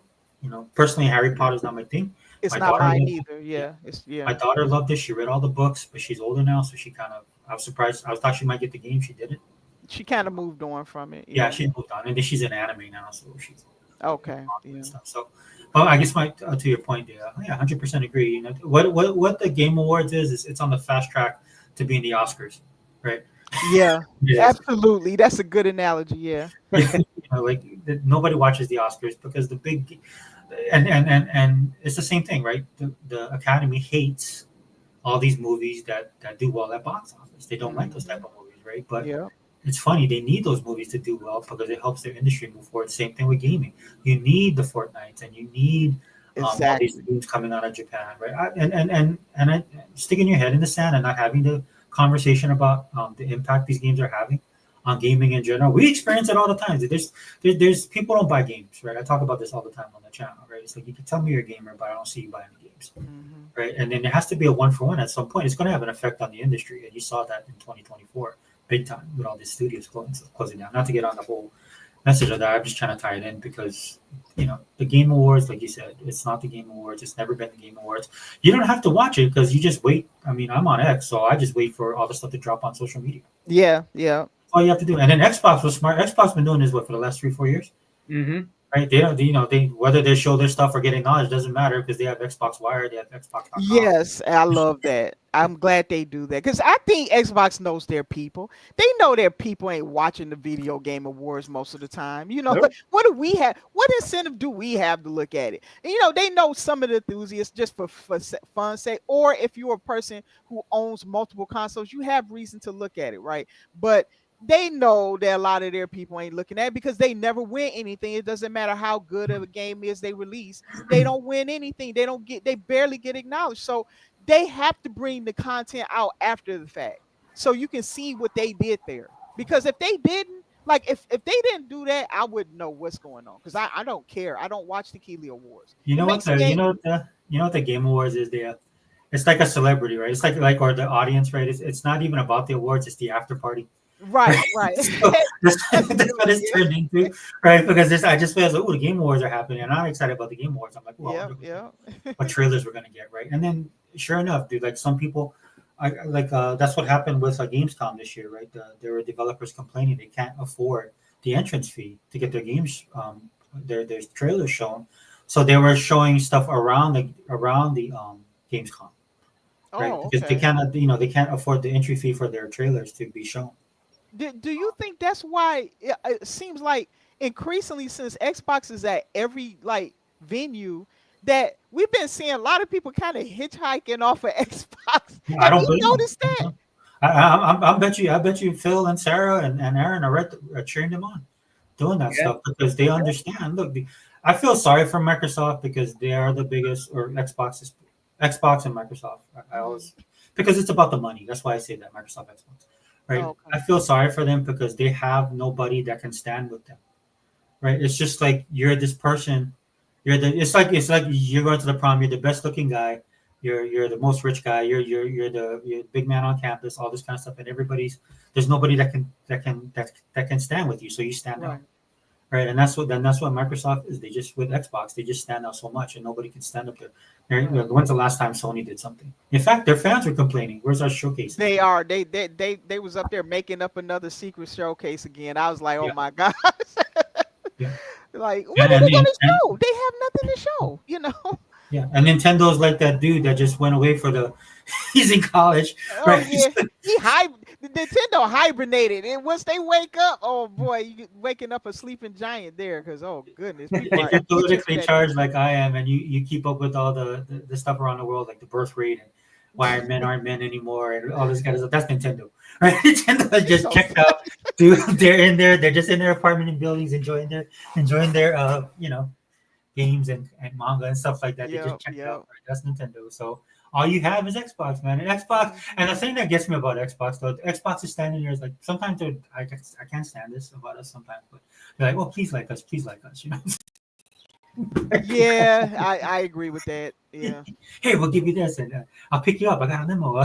yeah. Uh, They remind me of the kids. Sometimes they remind me of like we had this one kid at our school, man. He got everything. He had Transformers, dude. This dude had oh the GI gosh, Joe headquarters. He had the GI that's Joe the kid you hovercraft. always sucked up to. That's the one. Well, so he would bring these toys in and want people to play with them, but people didn't like him so much that they even that like he had Transformers, dude. He had Autobots. He had all this stuff, dude. Wow. But he not Autobot City, Omega Supreme. He's the only kid I knew that had Omega Supreme, dude. And so he wanted people to come over and play. Did he bring his Transformers to the playground? And then man, people he had Perceptor, you know, but nobody liked him. You know what I'm saying? And then even me, I talked to him, you know, because I felt bad for him too. And you know, I was an outcast as well, but he was weird. This kid was just super weird. And you know, just some people that you just can't click with, you know. And he was one of them for me. I was cordial with him. I tried to talk to him. And like you know, he did weird stuff too. But anyway, my point being is I don't want Microsoft to be that way. Sometimes I feel like they try really too hard, you know. And I wish they would stick by their guns a little bit more. Um, but other than that, I mean, look, Indiana Jones is solid. Game Pass is killing it. Sega Man, I know we talk about Game Pass and how great it is, how we eat good over Yeah. and it's nonstop, dude. I mean, that buffet is fully stocked. You know, you guys have been to a buffet, man, and they like run out of chicken, or the ice cream bar not working. You know, you feel robbed. Yeah, you'd be like ready to stump out of there. Like, even though it's like, I don't know, 10 other dishes out there you can get. Right. Yeah. Yeah. Adea and the Sega Forever, there's another game that they're actually talking about that the ponies are talking about too, and that's that the one game that everybody's waiting for too, with the Black Sister in it. What's the game called? South of Midnight. Yeah, Oh, South of Midnight. they're Okay. talking about. Oh yeah, it looks good. Yeah, they like, well, yeah, They're like, yeah, they're talking about our games like that. I'm like, wow, this is really a big, you know, like a big turn. You're so used to them, you know, saying negative stuff constantly about our games, but now they're talking positive. Look, you know, they're about our now games. Xbox gamers. Sega, man, they're not Xbox gamers. They look at. I have watched them look at the Xbox showcases and you know different stuff that they host. I guess if they go to Gamescom or whatever, you know, Tokyo Game Show, they be there just as we do, paying attention to what's being shown. I have a reason to watch it. I own an Xbox. I invest in Xbox's ecosystem. I want to know what's coming out potentially to Game Pass or just what I can buy, right? So I have an incentive to look at it. For the so-called people who don't like Xbox, they be paying attention. They be celebrating some of these games too. I've seen guys like clapping their head, yeah, like they be celebrating these games. Look, I think the transition has already happened. What they're doing is they're torn between their income and just being a fan of gaming. That's what it's come down to. Right. And I think that you're just going to see that transition more and more. They're going to secretly game on Xbox. That's what they're going to do. They're never going to tell you that the Xbox Series X is better than the PS5 Pro. They ain't going to never tell you that. Or that it's equal to it, that all it did was just come up to the level of the Series X. They're never going to tell you that. And right now, the Series X is beating, or I'm sorry, able to hang with the Pro. I mean, what did you pay all that money for? Hey, Dale, you're right, but I'm hearing that the PlayStation 5 Pro can't even do 60 frames per second. In some cases, Sega man, the regular PS5 is outdoing the Pro. Can you believe that? Yeah. Even Digital Foundry come out and start complaining. Yep, they did. It's bad. It's pretty bad. So let me say this. Okay. If you guys want the best in gaming, go get a PC. Yeah. Yes, that right. That is true. That is true. Which it is true. It's unlimited as to what you can do there because you got, you can put. It depends on what you put in it. Of course, you can make a PC be the equivalent of a Series X. You could just make it the equivalent of an X. If you happy with an X and you don't need anything beyond that, you can do that. It's no problem, and X is fine, I talked about this a little earlier, and I think what's throwing people off, especially this year, global economy is really bad.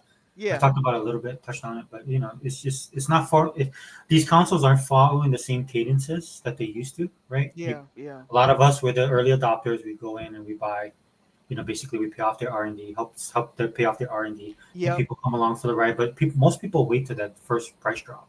They do. To come in, and this that has not been the case with the way the economy's been. And I would say, I think again, the foresight of Xbox, especially in the Microsoft end, that's why they did the multiple SKUs, right? To try and meet people where they are financially.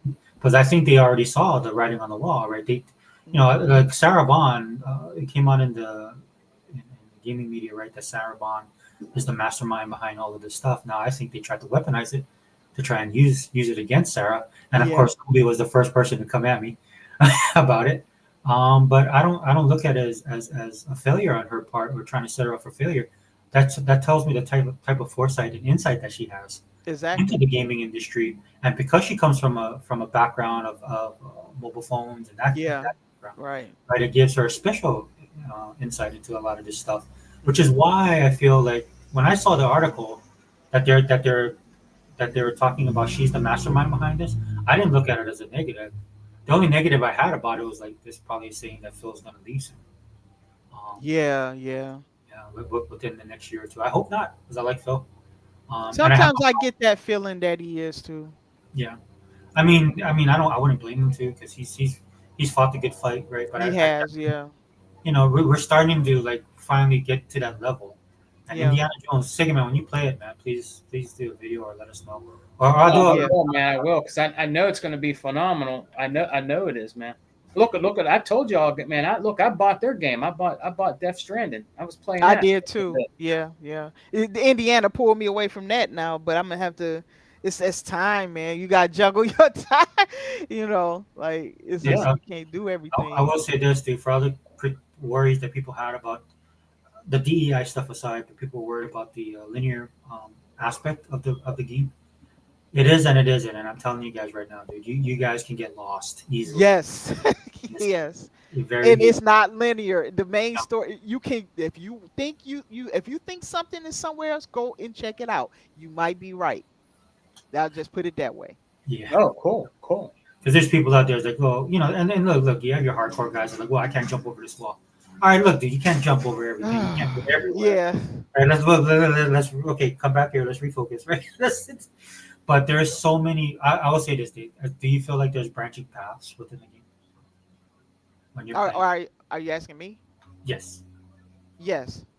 Okay. I think that it feels open enough that when you think you can't do something and you do it and you say, "Hey, I can actually go over here." And then you find yourself going deeper and deeper, they've planned that out. Yeah. So yes, there are branching paths, I believe. I mean, To for the limited part where I'm at right now, as far as the game progression, yeah. there's stuff I found that I was like, it was weird. Like at first, I was like, "Whoa, wow, that's there," and then I was like, "Okay, that makes sense." And Hmm. then in some aspects, I remember it brought me back to the fact that this is a Bethesda game. Yes. There you go. Because And I'm their like, DNA is in Indiana Jones. yeah, Yeah, I but bet. it doesn't hit you over the head with it. Like it took me several moments before I realized that. But again, sorry. I don't want to spoil anything. So Yeah, especially that's why I'm not going into details, because I yeah, would talk to you about some details with Indiana in the beginning stage that I missed something. And yeah, this girl, she stumbled onto something, didn't realize she stumbled onto something. Then she went back on the main path, and I was like, "Oh, you just missed out. You found something," and she didn't realize it. yeah, That's how that it's so natural too. Like if you don't look, you can miss it. How yeah. many gigs is it? How many gigs is it? Sega Forever. It's It's ridiculous. big. Was it like Oh, 100, right? Easy. that And I Is thing it is think 100? huge. And, yeah, and the way it pushes your PC, if you play on PC, oh my gosh. This some people were saying this is the new Crisis, I fell Man, out laughing. They was like, yeah, that Indiana Jones is the new Crisis.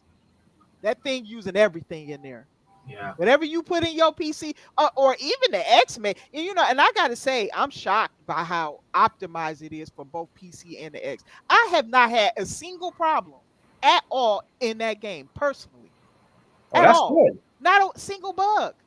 I haven't That's had a good. single bug, and I've been playing since it came out. So So I'm not saying that I forgive Phil Spencer for lying, but I can see why. It's been I 7 years. think it was like I think he hi was pushed. Hebot. Hey, It, Hima. it's been 7 years. Yeah. But I think this is why Disney pushed him to make What, multi-platform. to bring it to another console? Yeah. It Yeah, makes sense because they Well, have a I, they want I keep everybody to get access to their game. I I can keep saying that I don't think he lied. He didn't. I don't think he lied at all. I keep saying that they changed the course because other people are saying let's do this, let's do that, and then Disney probably told them you have to do that, like you said. because it's not your license, it's too big of an IP, and this and that. They saw the product, how it was coming out, because a lot of people have to be involved in watch and see all that's the thing that's going on through the whole process. Plus, Steven Spielberg and both George Lucas were giving them consultation, which nobody mentions. Yes, A lot of people don't pay attention to the details. yes, yeah. This was also said. That is why it feels so much like indie, because they had consultation from Spielberg and both George Lucas, right? Yeah. So you know, and the project's been run since they finished what they did last, which I think was one of the Wolfensteins, right? Girls. Yeah. That's how long they've been working on it. You know, and I keep and you know, if they saw the product and oh, this is this good, because I really, you can remember Disney's also going through that fucking what you call it, through that financial crisis, because everything that they're making is just doing bad. It is, yeah. They haven't had a success, right? So you know, I don't think that they're in the mindset anymore where, oh yeah, you could do something and it's going to be just exclusive, because I have a feeling even with Spider-Man, I don't think in the Wolverine, I have a feeling that Wolverine might even be a multi-pack because it's not Spider-Man. May I add into that what you just said? Wolverine, I believe, is going to be multiplayer. I think it's some information that has come out about that. So yes, I think we're going to get it, but it will be I probably can. Time exclusive. It's Like going I to be said, a time exclusive, and I just wanted to state before you continue, Hebot, is that I think moving forward, that's what you're going to get at the most is timed exclusives. Yeah. Well, when it comes to companies like that, yeah, because it doesn't make financial sense anymore. And the reason why I say anymore is because not enough people, unless it's something that's big, and even that, because we look at Final Fantasy, everybody claimed for so many years that it's such a big IP. Oh my God, it's huge. It's this, it's that. Because they're all basing it when Final Fantasy 15, right? Was it 15? Yeah, 15. Where it was the big change for the first time with the high density graphics and 3D. That it was, you know what I'm trying to say? It was, so they're trying to base it off of that because of the sales. Because remember when Final Fantasy 15 came out, it was on Xbox, it was everywhere, and it was also on PC. So it sold like well over 15 million copies, right? Right. And so everybody's like, oh, it's a huge franchise, blah blah blah blah blah blah blah. Right? And I said, no, that's because it's multi-pack. It is a big franchise, but just to add because they're basing it off the legacy. It's no longer what it used to be, because most of the Final Fantasy fanatics, the real fans, only like it or only want it in turn base, and that's not what Final Fantasy. That's not. Was. May I clarify? You know what I mean? I am a Final Fantasy fan. Yeah, go ahead. I would clarify it because I've been playing the game since the '90s, so I can tell you about what I believe. Well, I'm talking about the Nintendo era, because that's where it came from. I know where it started from. Yes, and but I'm just telling you, I've been playing it for that long, so I can tell you how the community thinks. You got old schoolers that's hung up on that. That's true, but that's not the reason why. The reason why I think is because many people have moved on to different platforms. Some people are on Nintendo, some people are on PC, some people are on PlayStation, some are in Xbox. I'm telling you now, there are Final Fantasy fans that are in the Xbox community. That is not just PlayStation, okay? So what I'm trying to say is that what Square Enix did not do correctly, in my opinion, they didn't read the room. Basically, they didn't pull a Xbox, they didn't pull a Microsoft and read how things was going. Instead, they locked their game to a platform where mostly casuals exist, but a lot of the hardcores, we know a lot of hardcores are not on PlayStation, right? That doesn't need to be spelled out to people. We know that because they don't support the game, right? So what happened was only the casuals though, I remember, and this is just adding to what you're saying right now. PlayStation is not only the most casuals, it's the most new age gamers, meaning the younger kids, because they're buying it because it's popular. You know what I'm saying? Which never even played probably a game before, like Final Fantasy. You get what I'm saying? Right. That's an old school title, right? Exactly. Mm-hmm. So the thing is they didn't follow they didn't understand that the hardcore fan base was kind of spreading out. That's just what they were doing, and they were not locking themselves to the PlayStation. They may still own a PlayStation, but they weren't locked there. For some people, maybe the PC is their main one, and they might have a PlayStation as a side thing. Maybe somebody has an Xbox as a side thing, so they're completely locked out of the PlayStation. They never considered this. I know people who have PC and a Nintendo Switch, but they don't have either of the other consoles. I know people like that. So there's different combinations that you can have of different players, and they didn't read that. And by the way, one of my friends who is on the PlayStation, he's a huge Final Fantasy fan, especially 7. We both love 7, right? And he's been waiting for the next one to come on the PC. He refuses to get a PlayStation, so he's been waiting. So that money never came to Square. Because he does not want to buy a PlayStation. He's just waiting for it to come to PC. Yeah, That's Square's fault. That's Square's fault. But I was gonna say that it's a hard sell to buy a console, right? For $500 just to play one game. So I understand that. I don't like. I completely could see that. You know what I mean? Right. And I know he and I have both just been waiting. We've been waiting. You know, we both have it on the PC. Hey, what's up, Anthony? Oh, hi, Anthony. I didn't even see you. The only fan base that I can honestly tell you that will miss out, even though if they used to play it, will be the Nintendo fan base. That it'll be the Nintendo fan base is so, I don't know, but a big majority of them, they're so indoctrinated and they're so conditioned that once it's not on Nintendo, they don't go play anywhere else because there's so many people that just got a Switch. And I'm like, why? Why you just have a Switch? Why? With so many other games that are good. And they're like, oh, no other games are good unless they're on Nintendo. Like, that mentality. Well, I can tell you, I can speak to that since I live in Hawaii. It's just the way that they game. That's just the gamers that they are. They go in and buy a Switch and that's all they need. Yeah. They don't look at anything outside of that ecosystem that Nintendo has, and they're fine with it. They're fine with buying games again, you know. And I know that sentiment is changing, but I'm telling you, man, I see that a lot here. No, that's what I'm saying. I've seen it around my way several times. Like, oh, I just play Nintendo. Like, bro, like you realize how many great games come out on other platforms and other consoles, and you just play only on Nintendo, and as if that's the only thing that exists. And you know they don't get a lot of the games because of the technical limitations, right? Right. If they complain about the Series S, you know they got to be complaining about the Switch. Well, that's what I'm saying. And the thing is, for me, it's mind-boggling because if you can get a next generation console in this Xbox Series S, right? Pretty much for like even 3/4 of a Switch, meaning cheaper than a Nintendo Switch, right? Why wouldn't you upgrade and at least play on a Series S? Because if it's not about the graphics, it's about just being able to play the games, right? Agree. And having the experience. You get where I'm getting at? You see where I'm getting at? If it's about just playing the games and not about the technical prowess, right? Right. Then why are you not playing games?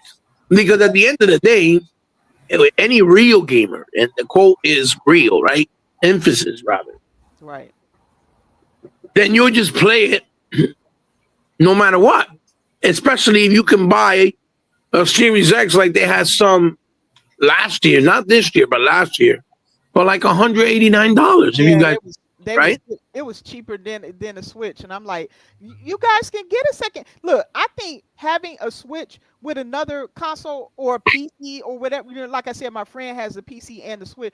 That's fine. But to lock yourself only to it now, unless you're a kid or something, I can understand that you don't have to monitor the games. But even little kids, because little kids love playing a lot of stuff. You'd be surprised. I mean, they don't just play. They don't just play Fortnite or Minecraft. You know what I mean? Okay. I'll say this. So let me say this. So Sega man, to your point, what you were talking about when we touched on the DEI stuff. Yeah. One of the things that I always keep in mind when I listen to people's critique of Indiana Jones or Xbox and stuff like that is what they play, where they play at, right? And a lot of these guys, even though I agree with them on the pop culture front, I don't agree with them on the gaming front because all these guys play is Mario Kart. Right. And they're still playing like Mario Kart in 64 or they're on Yeah, Switch. yeah. So when they're critiquing, that's why I try and tell people, look, try and make up your own make up your own minds, which is always good. But also the people that are critiquing, you have to look at them as well. And I'm not saying in a negative light, but if you're a person talking about the ecosystem I occupy, the console that I play, and the services I use, and you're not even, like even as a Switch, like if you play on Switch, even as a Switch player, you only play like 1 or 2 games. Right, that I can't. Yeah, how often can they drop games? Because nobody can, other than Microsoft, Xbox. I don't know any company that can drop games as often as they do. Hi, Zobi. Hey, Zobi. And the thing is, remember too, is that Nintendo's done this every time. I don't know why people act like this is not common. Nintendo's pattern every time, right? If you notice, right? Because they don't have a lot of third party things that they do, right? And this is not to bother you, Joe, because I know you just came in, but you happen to come in at a time I'm trying to say this. Well, they'll release a console, right? And right in the beginning, it's like they got a bunch of games, whether it's third party exclusives, their own games, and then once those third party exclusive deals are no longer as prevalent with them, you see that they'll start releasing their in-house, right? Their first parties, but it's like really spread out. Like you'll see maybe 1 or 2 a year, sometimes maybe 3 if you're lucky, right? From their first party. But then you'll see that the third party stuff is more like the JRPGs or something like that, but there'll be like a few of them, not a lot, even though they start off strong. That's how they always been. Because I keep telling people, Nintendo's doesn't take the bigger risk because they don't spend that kind of money like the way a company like Microsoft would for a game like Halo Infinite, where they spend $500 million just on one game, right? Because of the technology, the cost, how big of a 343 was doing everything too with that game. They was doing yeah. That's what I'm trying to say. Like I'm trying to give an example that the costs for Nintendo games are not in the level of something that PlayStation even though they, I hate the way they do things, but the way that PlayStation and Xbox spend the type of money they have to spend because they put themselves in that position, making those really more technologically advanced consoles and using other techniques that are available in the technology field, like VR and stuff like that, right? So they're in a position where when they buy games or they make games, they have to spend a whole lot more. When Nintendo makes something like, let's say, Mario Odyssey, right? That Mario Odyssey cannot cost no more than maybe 20 to 35 or $30 million to make because of the kind of game that it is, because it's not superly graphically intense. It's not using next gen technology. It's still on dedicated hardware that's like old from a tablet back then, like old 20, 25-year-old hardware. You understand? Yeah. You understand what I'm saying? And as you've seen, as the generation has progressed, when they have newer games, more modern games, like the way they had with Guardians of the Galaxy or even I think Hogwarts Legacy, those games run on Nintendo via streaming. They stream on the console. You get what I'm saying? Because they can't run on the hardware. So Nintendo, as I tell people, they're never going to have to worry about the fact that we're going bankrupt, we got a problem at the point, because they don't spend nowhere near the kind of money that someone like Microsoft or someone like Apple or like any company that works directly with PC gaming spend. The money in the disparity is way bigger. You know what I mean? So that's why they always save. That's why they're always making profit. They're always in the profit margin because they don't lose money, because they don't spend. They don't make that high risk. But if Nintendo made a console, was like but so every time I look at a Nintendo guy, and Zobi aside, right? Zobi aside, but like especially here, like where I see a 1-for-1 with Nintendo Yeah, yeah, yeah. fans. So when I look at them, it's like they don't care. They Hmm. don't. They don't. So That's so I equate it to like here where I live, dude. There's a lot of sushi spots, right? And so there's this movement of sushi fusion of sushi and all this other stuff. And then you just have like these sushi spots that dominate here just because they just make plain sushi. Now the quality, the service, all that stuff you factor that in, but at the end of the day, the reason why they're able to stay stable is that they just have a clientele that just constantly, regardless of what the next hotness is, the next new thing, right? All of that stuff. A lot of those people will go to it and whatever, but they always come back to that same spot. And these places are untouchable. They won't go away until the people decide to retire, which some have, right? We've lost a couple places here. Uh-huh. That's what I see. That's what I see with Switch. Now, I'm not trying to look, dude. This is why I don't play Switch, right? This is why I'm not on a Switch, dude. I prefer it on Xbox. But I see Hmm. that. I see that with the mentality of people that are Nintendo people, and you're not going to change their minds at all. And that's why Hmm. I never really have a problem with Switch players, because and why I have more problems with PlayStation, because PlayStation, they always run their mouth about stuff, but they don't support their products like Nintendo fans support their products. Is what I guess I'm Yeah. saying. Oh, absolutely. Yeah, yeah, yeah. Well, like I And said, there's no unlike problem. the PlayStation Man, guys, like Nintendo guys will actually be playing their games. That's why you don't hear from them, right? but you yeah, gotta that's understand. true. With Yeah, that conversation. there they can. You gotta also understand that Nintendo fans is united with the portable fans now, right? It's not just one. It's their console's not separated from their portability. They put it together. That's why you don't see no Nintendo 3DS number 2 or 4 or 5, right? They stop making portables because it's all one thing. So now you have the units of the and gamers that normally would pay portable, which would be the younger kids and all those retro heads that like a lot of retro games that like playing them on the go, right? That because all they do is put a bunch of the retro games there. That's the only place where retro gamers exist. You see what I'm saying? Or maybe because it's cheaper to port there and they'll buy it easily because it's not as expensive, right? Whatever the case may be. They're all unified. It's not separate because if Microsoft makes a handheld, right? It's going to be a separate thing.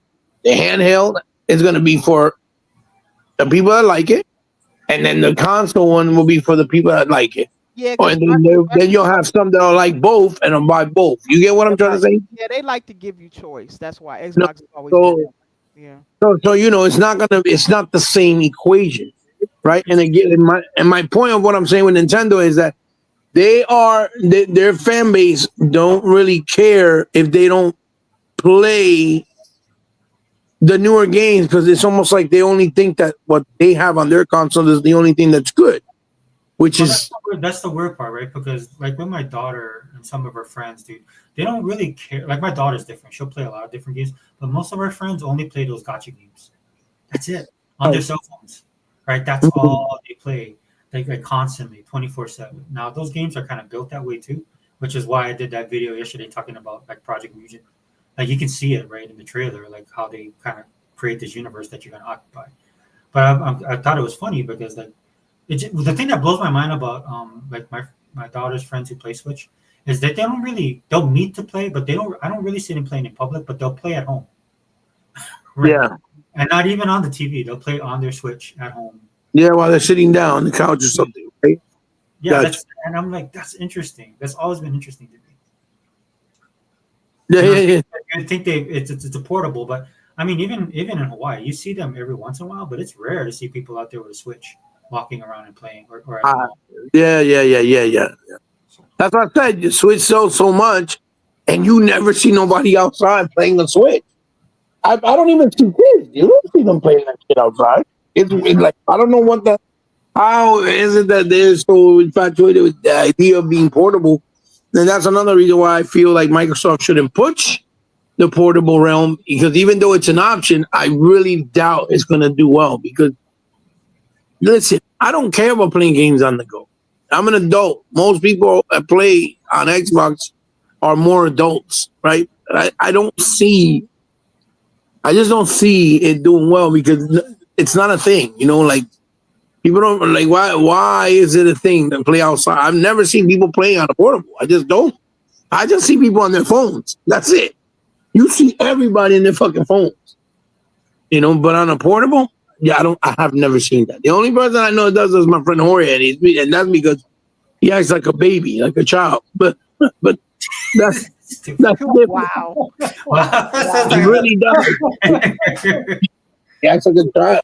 That's like he has a childlike mentality. That's different. Yeah. No, dude. When I have my Nomad, dude, That's not no shade at him. He's saying that's how he is, right? Yeah. Go ahead. When I had my Sega Nomad, dude, I rocked it, dude. I had Yeah, but that was a different era. Yeah, dude. I was like, you take out outside, brother. bro, like the only problem was the batteries, man. I had to carry a big bag because I took my Game Gear outside, but not my Nomad. But this is why but that was a different era too.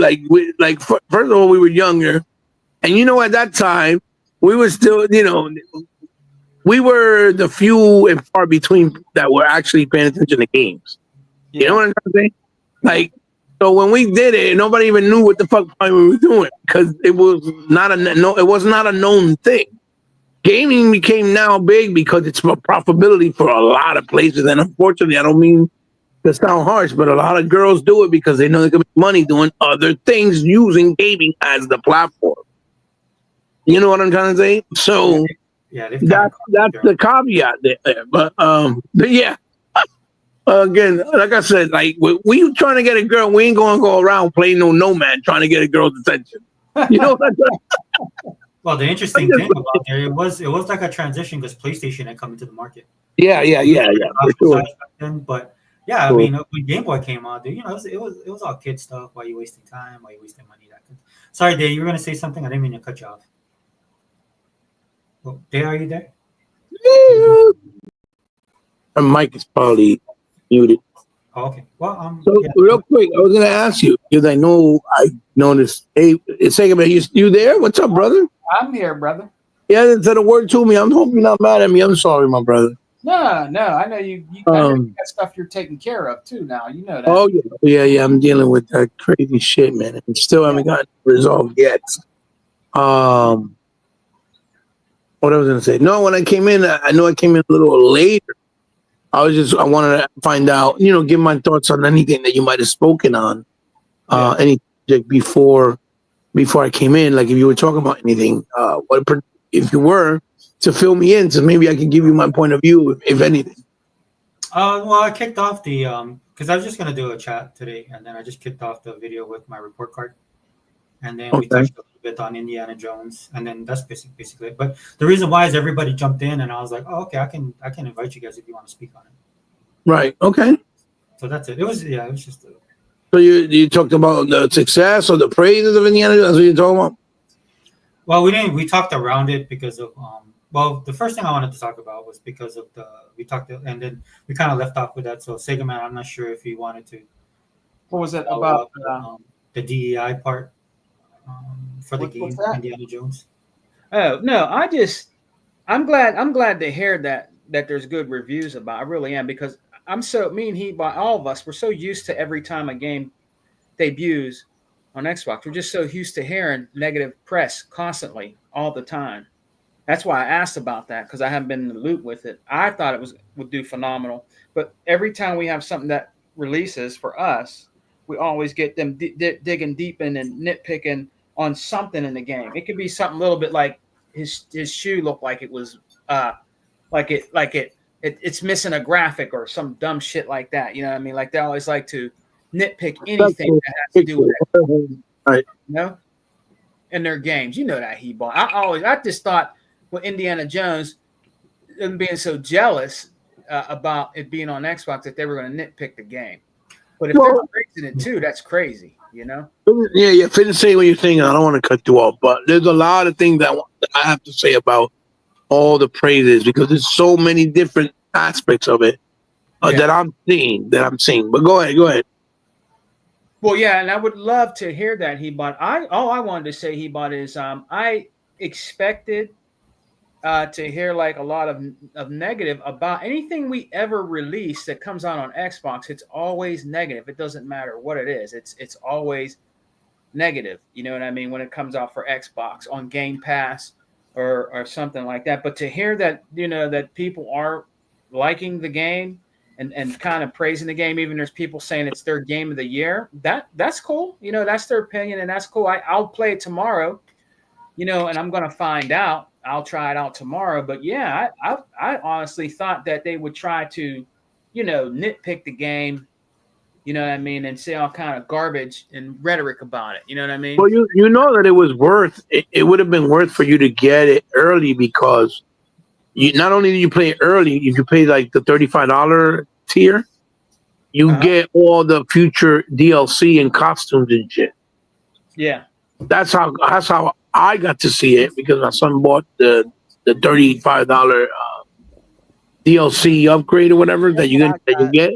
Yeah, and then you can and then you can still play the game early. So it's good because you're getting both best of both worlds. Not only do you get to play it early, but you also get to get all future DLCs, costumes, and stuff like that. Yeah, for only $55, which is a fair price, to be honest. Yeah, which went up, right? It used to be like 30, now it's 35. Right. Well, I mean, the thing with Indiana Jones, like even the flesh, so. Well, the thing with Indiana Jones, because if you notice, even the collector's edition that our brother Unlimited bought, it was via the Xbox store, and it was more expensive than normal, and that's because of the property. That's the license. Oh, that Indiana Jones license, whether it's big or not, or whether it's for old folks or not, like myself, right? It is a very expensive license because Disney and Lucas, they swear that all their license don't stink and they're the best thing since Jesus Christ. Yeah. That's how they always treated every license they got, even if it's crap. They're like Nintendo. The game could be okay, and they think that every IP they got, even Splatoon, which I find mediocre, they think it's like the best thing since sliced bread, right? And then the correlation between Disney and Nintendo is very, very similar. That's how they treat stuff. They even have the audacity to say, "Oh, you can only buy these games for a certain time, then they're going to the vault. You won't be able to play them again." I go, "What the fuck?" That's a big Disney thing. Like, I've always thought that was very arrogant of them, and I don't like that. But I think back in the day, I loved it because you guys know I'm a huge Disney fan.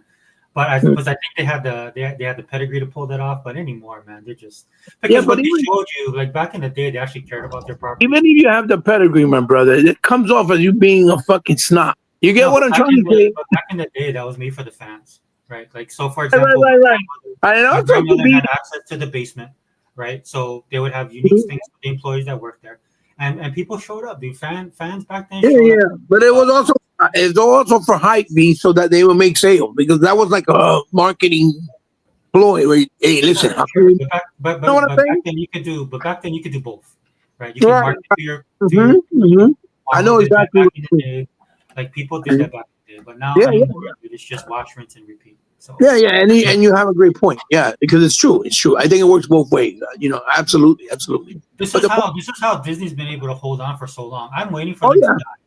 Oh yeah, but they don't die because they built that brand of decades of brand. And the brand is supposed of representation of high quality and excellence. That's another thing. I mean, they haven't been like that for 3 decades. So over 30 years, they have not been that way. But I'm just saying. Right. So to get to the point of what I was trying to say, using that as an example, that's another reason why you're gonna see if they sell DLC, it'll be more expensive. If they sell, a collector's edition, it'll be more expensive, and that's because of that. Because those IPs are expensive, and again, that is why, like Sega Forever said earlier, and like I said, there's no way that they were going to be able to pull a game off with the quality that they did without Disney putting their 2 cents in it. I'm pretty sure they're like, no, you could have a time exclusive and bring it out because what they see is money. Oh, we can make some money here and there.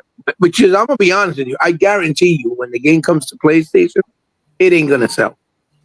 I'm just letting you know. No, it's not gonna sell. No, I'm telling you right now, it's not gonna sell. Every game that they thought gonna sell on PlayStation that comes over doesn't sell. Well, every single game. Not that there's never been a tell me a game that came to PlayStation that was somewhere else first that did well. I think COD. Yeah, that's what I was gonna say. But COD is That's the only reason why I say because, I think if but Indiana COD is Jones, because Sega Forever. Come on, brother. You know better than that. COD is because it started on 360. That's why it got big. You're asking, right? So I'm just saying. Yeah, no. I know. To be fair to your point, you're absolutely right. I did ask, but I'm saying COD is different because COD, most of those players were on 360. No, I understand that, but and they migrate over. They migrated over. Black Ops 6 is touching everybody everywhere. Now, It is. the great thing about Black Ops 6 is it's doing way better. Even on PC, where absolutely. Yeah. But I also guarantee you guys that by next year, when the new one comes out, when more people find out that it was available on Game Pass, I guarantee you'll see a bigger reduction on PlayStation. Well, I'll go one further. Had the economy been better, you would have seen. And the economy, yes. Mm-hmm. That's another good. That's been better because what you have to do is you have to buy the console for Game Pass. Or that's a barrier. People would have, but people can't afford that, as you can see by people sticking with a PS5, which people aren't buying either over a PS Pro. Well, that's why I'm saying that, brother, because with at least you can buy an Xbox much easier than a PlayStation. You get what I'm trying to say? That's true too. Because you can buy you can buy Xbox Series S and you can still play the game. Yeah, but people want that X, dude. They want X. I know that, but I'm saying that if it's about cost, right? Mm-hmm. You can get Xbox way easier than a PlayStation because Xbox still has Xbox All Access. Yeah. You could also do it that way. You can't do that with a PlayStation. Yeah. You know what I'm saying? You basically can go to the store, get it, and if you just qualify for the credit, you get it right there and then, and you don't have to pay a dime. You pay it monthly. So there's no excuses of not buying an Xbox. That's why I said I don't understand how Xbox sales are not so far up over PlayStation because it makes no sense. That's how you know it's just people following what's popular. No, it's PlayStation's number one because it's like an iPhone. That's why people buy it. Yep. You know what I mean? Because it's popular. Because Joe has it. Because Susan has it. Because Joe's father has it. Because Joe's uncles, brothers, sister, nephews has it. You know what I mean? That's all it is. That's why I call these dudes brand gamers. Right. And exactly, that's a fact. And again, like I've told you guys before in the past, where I live in my city, right? The city of Passaic, there's a lot of immigrants that came in, especially Mexicans and Dominicans. And the first thing they do is they buy iPhones, Jordans, Lacoste clothing, and a PlayStation or a Nintendo. Because they want to buy what's popular. They come in, they don't know what the hell is what, the difference from good or bad, and all they do is buy what's popular. I've seen it with my own eyes. Multiple years, multiple times, because that's all there is around me is immigrants. Whether they're Mexicans or Dominicans, that's the majority of what you see. They basically took out every Hispanic and every black, that live in the area. It's all Mexicans and Dominicans. And that's the first thing you see on GameStop. Yeah, let me get el Sony PlayStation y dame el Nintendo Switch because it's popular. They don't know jack shit about gaming. Trust me what I'm telling you. And I see it on the ball. Feel good to get on the ball, man. And before J Long became a fucking prick with me, right? He told me the same. He saw the same process and the same type of behavior in Florida with all the immigrants coming in. They would do the same thing. And we discussed this in a podcast on one of the direct texts like years ago. So again, it's the same thing. These consoles don't, because that's why their ratio. If you go look at the ratio of software sales, that's why it's so low. Because they'll buy the console because it's popular, but then they'll buy FIFA.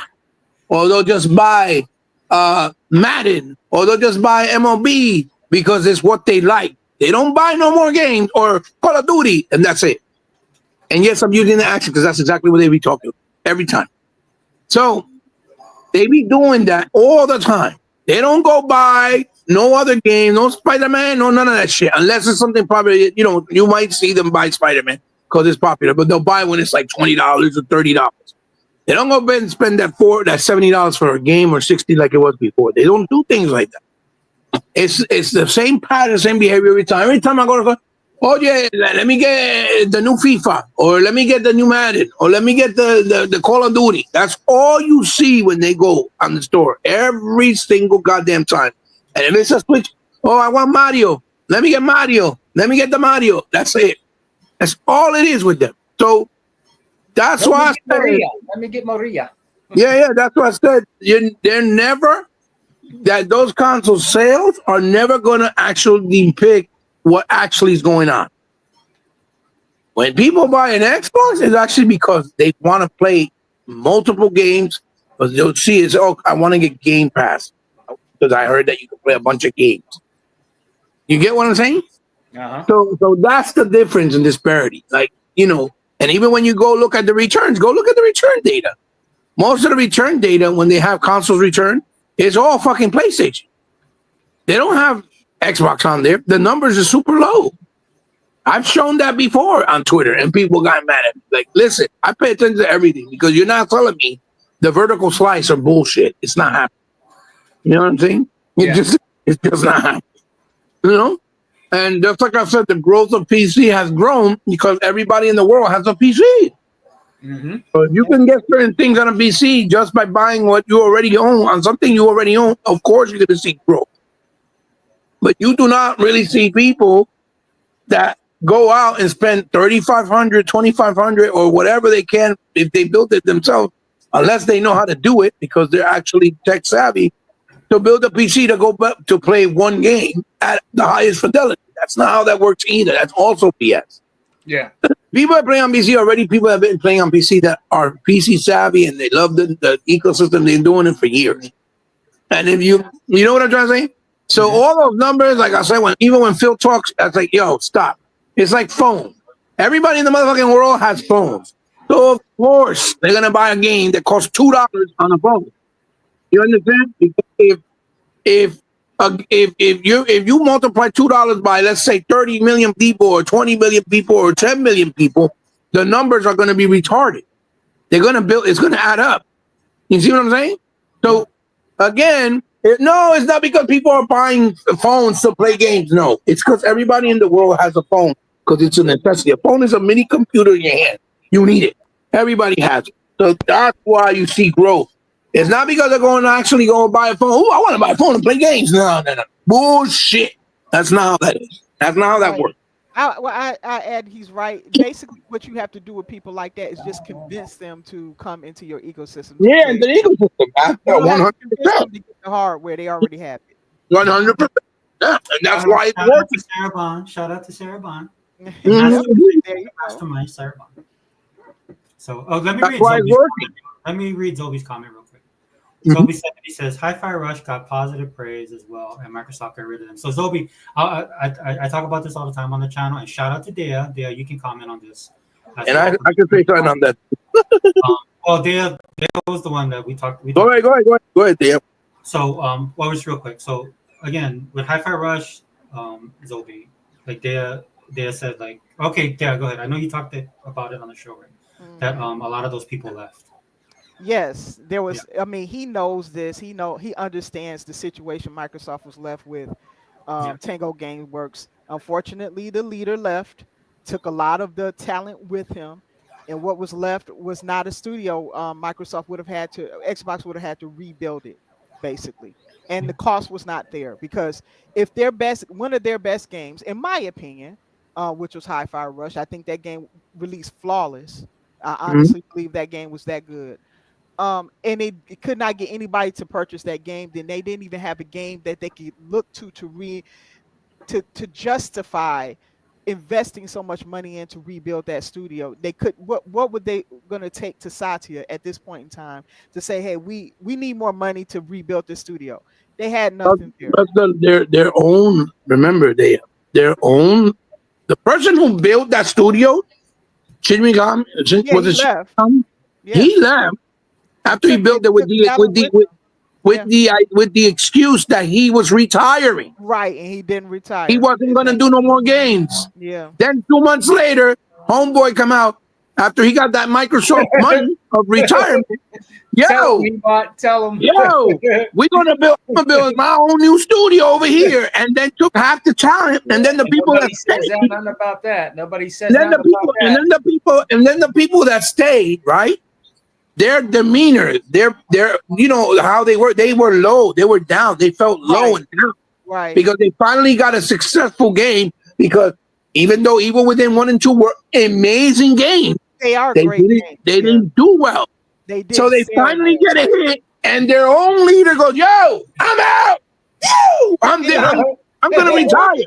Yeah, Who so do you think just- was getting these people Then- to come into the studio? It was Shinji Mikami because he's an old school developer. He's the one who built the studio. Yeah, Mhm. so his name recognition, his talent, his skill, his connection, everything is what Mhm. drew people to join his studio to begin with. So when he left and formed another studio, what did people think was going to happen? That talent that was there in the first place because of him just simply picked up and left and went over to his new studio. Absolutely. And remember, the Hi-Fi Rush did well on Xbox. It had more than absolutely did. 2.5 million players. Yeah, let me throw this in real quick, just to for Zobi, and this is why I will go a day on this, right? Because if this were true, that Microsoft was hurting for money, that they were closing down studios, why is everybody else open? Right. Why haven't Yeah. they done that with everybody else? Why Yeah. do they continue to follow the game plan that they're following? Like if this was happening, you know who should be gone next? The guys who did what's that Pentiment? Why Oh are they yeah, still that's around? right. Obsidian did release Pentiment. Yeah. Yeah, But this is remember why Sega when we do Forever. this Remember stuff- Sega Forever. one second, Diva. This is why when we talk about this kind of stuff on this program, Zobi, it's to be 100. Okay, right? With like when I look at this kind of stuff, if there was any point to what you're saying about this, because I know you bring it up all the time, with Hi-Fi Rush got positive praise as well. Microsoft did not get rid of him. It was a choice that this dude made. He personally, dude, and this is a Japanese thing, bro. And I know, and I know Ebon knows this, right? Because we've been playing their games for the longest time. I don't personally care that they do this. That's the difference between me and a lot of other people out there. I don't care that this guy went off and did his own thing, right? The problem is a lot of our companies here, right? They look to these companies in Japan and they cater to them. Well, you need to stop catering to them, or at least work with people that'll meet you halfway. Thank you. Right. Thank you. Like Tobu Minagaki. Yes. Get Yeah. this Like guy. Armitage Forget, Studios. Yeah. The ones that are willing to work because they want to make money and they don't fucking worry about their old traditional ways of doing things. that's one in my thing opinion. to That say guy real should have been part of Microsoft at this point. Get that Right. guy. Absolutely. Like one other thing I wanted to say, because Sega Man brought a great point, is that you got to understand it wasn't even Microsoft who made that decision. Yeah. It was already an internal decision from ZeniMax themselves when they said that they were going to close down studios that weren't going to make them enough profit. And Tango Gameworks happened to be one because, again, Evil Within 1, Evil Within 2 were AAA games they made that didn't sell well. You understand? They sold okay, the first one, and then the second one tanked. It didn't sell. So now here goes their third game. It got all the accolades in the world, but accolades and praises is like console sales. They don't make you money. Exactly. It could be the greatest game of all time. That's why I said with Indiana Jones, they could say all they want. Oh, it's fantastic. All right, let me see if you supported the fucking game. Either through Game Pass or buying it. And then the problem with that is that a lot of people are not going to buy it because the fucking game is not on the disc, which is Microsoft's fault. Okay? So again, there's a lot of layers to everything. I disagree with that because most gamers are on digital. That's just not true.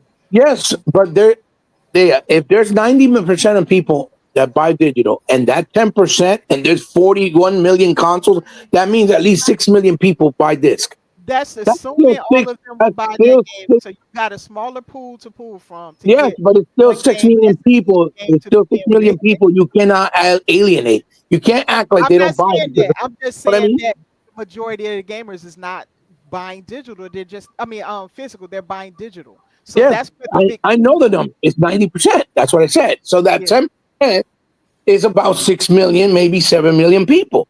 So again, that's a big ass amount of people to just say we're not going to make you games. That's a niche game though. So you got to look at what percentage of that 6 million, if you even get that, will even buy that game. That's the problem. But they also have options, meaning they could do made as you order, right? Made to order, or give it to limited run or somebody like that. There's no excuses. They can do it. They can make it made as an order and they don't lose anything. Yeah, you can just buy the game physical if you pre-order it, and they'll see the numbers and they I will have. think they should do that. I don't think that would have saved Hi-Fi Rush though. I just don't believe No. I'm not arguing. No, I'm not talking about Hi-Fi. I'm talking about for physical games in general. But that's a different conversation. I'm talking about as far as selling physical games. If they want to make sure that they don't have to overstock, that they don't sell as far as physical goes, then make sure you do it as a made-to-order process because everybody's doing it and it works. Or sell it to the physical part to limited run so they can make it physical the way they're doing Hi-Fi Rush because they're supposed to be making it physical through limited run, right? Yeah. But what I'm trying to say is that Hi-Fi Rush, right? It did well, but it didn't do well enough for them to do a sequel, and that's what they wanted to do. They said they already started and they already had everything and the to make the sequel, right? So what Microsoft did, as you saw there, it wasn't Microsoft's decision. It was ZeniMax. They we want to kind of cut the fat and concentrate on the bigger stuff that's going to do well. And that's why they wanted to let go of ZeniMax. I mean, of Tango Gameworks, like you said. So what did they do? They made sure that they didn't hurt them. They sold them off to, who was it? I forget the name of them. I know who you're talking about. I forget the name of that publisher that bought them. Who bought Tango? You guys remember? Yeah, I forget. I have to look it up. Oh, Crafton. Thank you. Yes, my boys know. I forgot that. Yeah, they sold it to Crafton so they wouldn't have to close down the studios, Obi, to save the studio so that they can make Hi-Fi Rush 2. Obviously, the caveat will be, it's got to be multi-plat. Fine. Okay, but at least the studio still lives and they can make multiple games. Because it doesn't bother me as multi-plat because they've always been multi-plat their games. And it was already multi-plat under Microsoft. And even at Microsoft, the minimum, right. I want to address something that Google posted saying that correlates to this conversation before we Yeah. Oh, can you, Dea, can you read his comments from the jump though? Yeah, sure, I can. First, I want to say hi, 100. He's joined us here. Hey, 100. You're always welcome here, as always. And Google post says at 4:35. If you guys want to follow along, he says it has nothing to do with being digital. It's just not a genre people wanted to play, and that's true because people didn't support it financially. Yeah, but I wasn't talking about Hi-Fi Rush. I was talking about the physical medium as a whole. Like buying physical games. That's what I guess because we were talking the topic of Hi-Fi Rush. You guys took it as no. Hi-Fi Rush did absolutely. It did well, but not well enough for people to buy it. Yeah, absolutely, Gogo. I agree. That's not what I was trying to say as far as the physical. No, that was not what I meant. Okay, the next comment is Power World was all digital, which is his example of how a game can do well just being digital. They didn't have, obviously that's a small team that didn't have the ability to release physically and pay all those costs, but they still made a lot of money off of one game. Keeping in mind real quick, because this correlates with what you're saying right now. The reason why they push digital so hard, because the inconvenient truth is that's the way that developers make more money. Exactly. Third man in the between. Get what I'm trying to say? Which brings us to our next post here, actually addressing what you just said.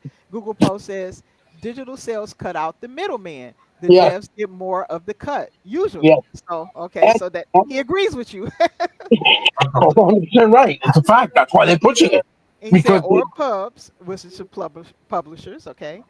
And then we skip down and he says, Crafton bought them with Microsoft selling them the property as well. Okay, so he knows a little bit about that as well. Okay, go ahead. Shout out to Microsoft. Microsoft could be pricks like Sony, right? But they're not. Right? They allow these developers. They really did what was well for Crafton as well as Tango Gameworks. They don't want to see companies not make it or struggle. They want the industry in general to be healthy, and that's what I like about Xbox. And thank you all again for falling on your sword, right, and doing the dirty work for ZeniMax. And I'm pretty sure they look, dude. All these guys have milestones they got to hit, and that's probably what factored into ZeniMax doing what they're doing. But at the end of the day, Microsoft fell on the sword again. They did because they really had nothing to do with that. It was in the match. All the fucking milestones come based on how much they spend on the game. You know what I mean? Right. Because they're like, okay, so we spend $100 million making this game. What do we have to make back in order to? And then we got to take into consideration marketing. What do we have to make back to be considered a profit?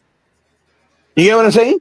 Yep. Yep. To make back and to consider it a profit. And if it's not enough, then that's why it makes sense. You know what I'm trying to say?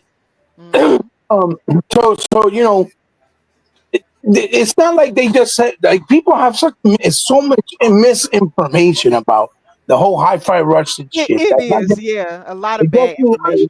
Because we know and this is the fault of, you know, again, YouTubers that have no responsibility, the fucking medias like IGN that have no responsibility. They just talk, say one side, but don't say everything. And it was like what they did with Scalebound.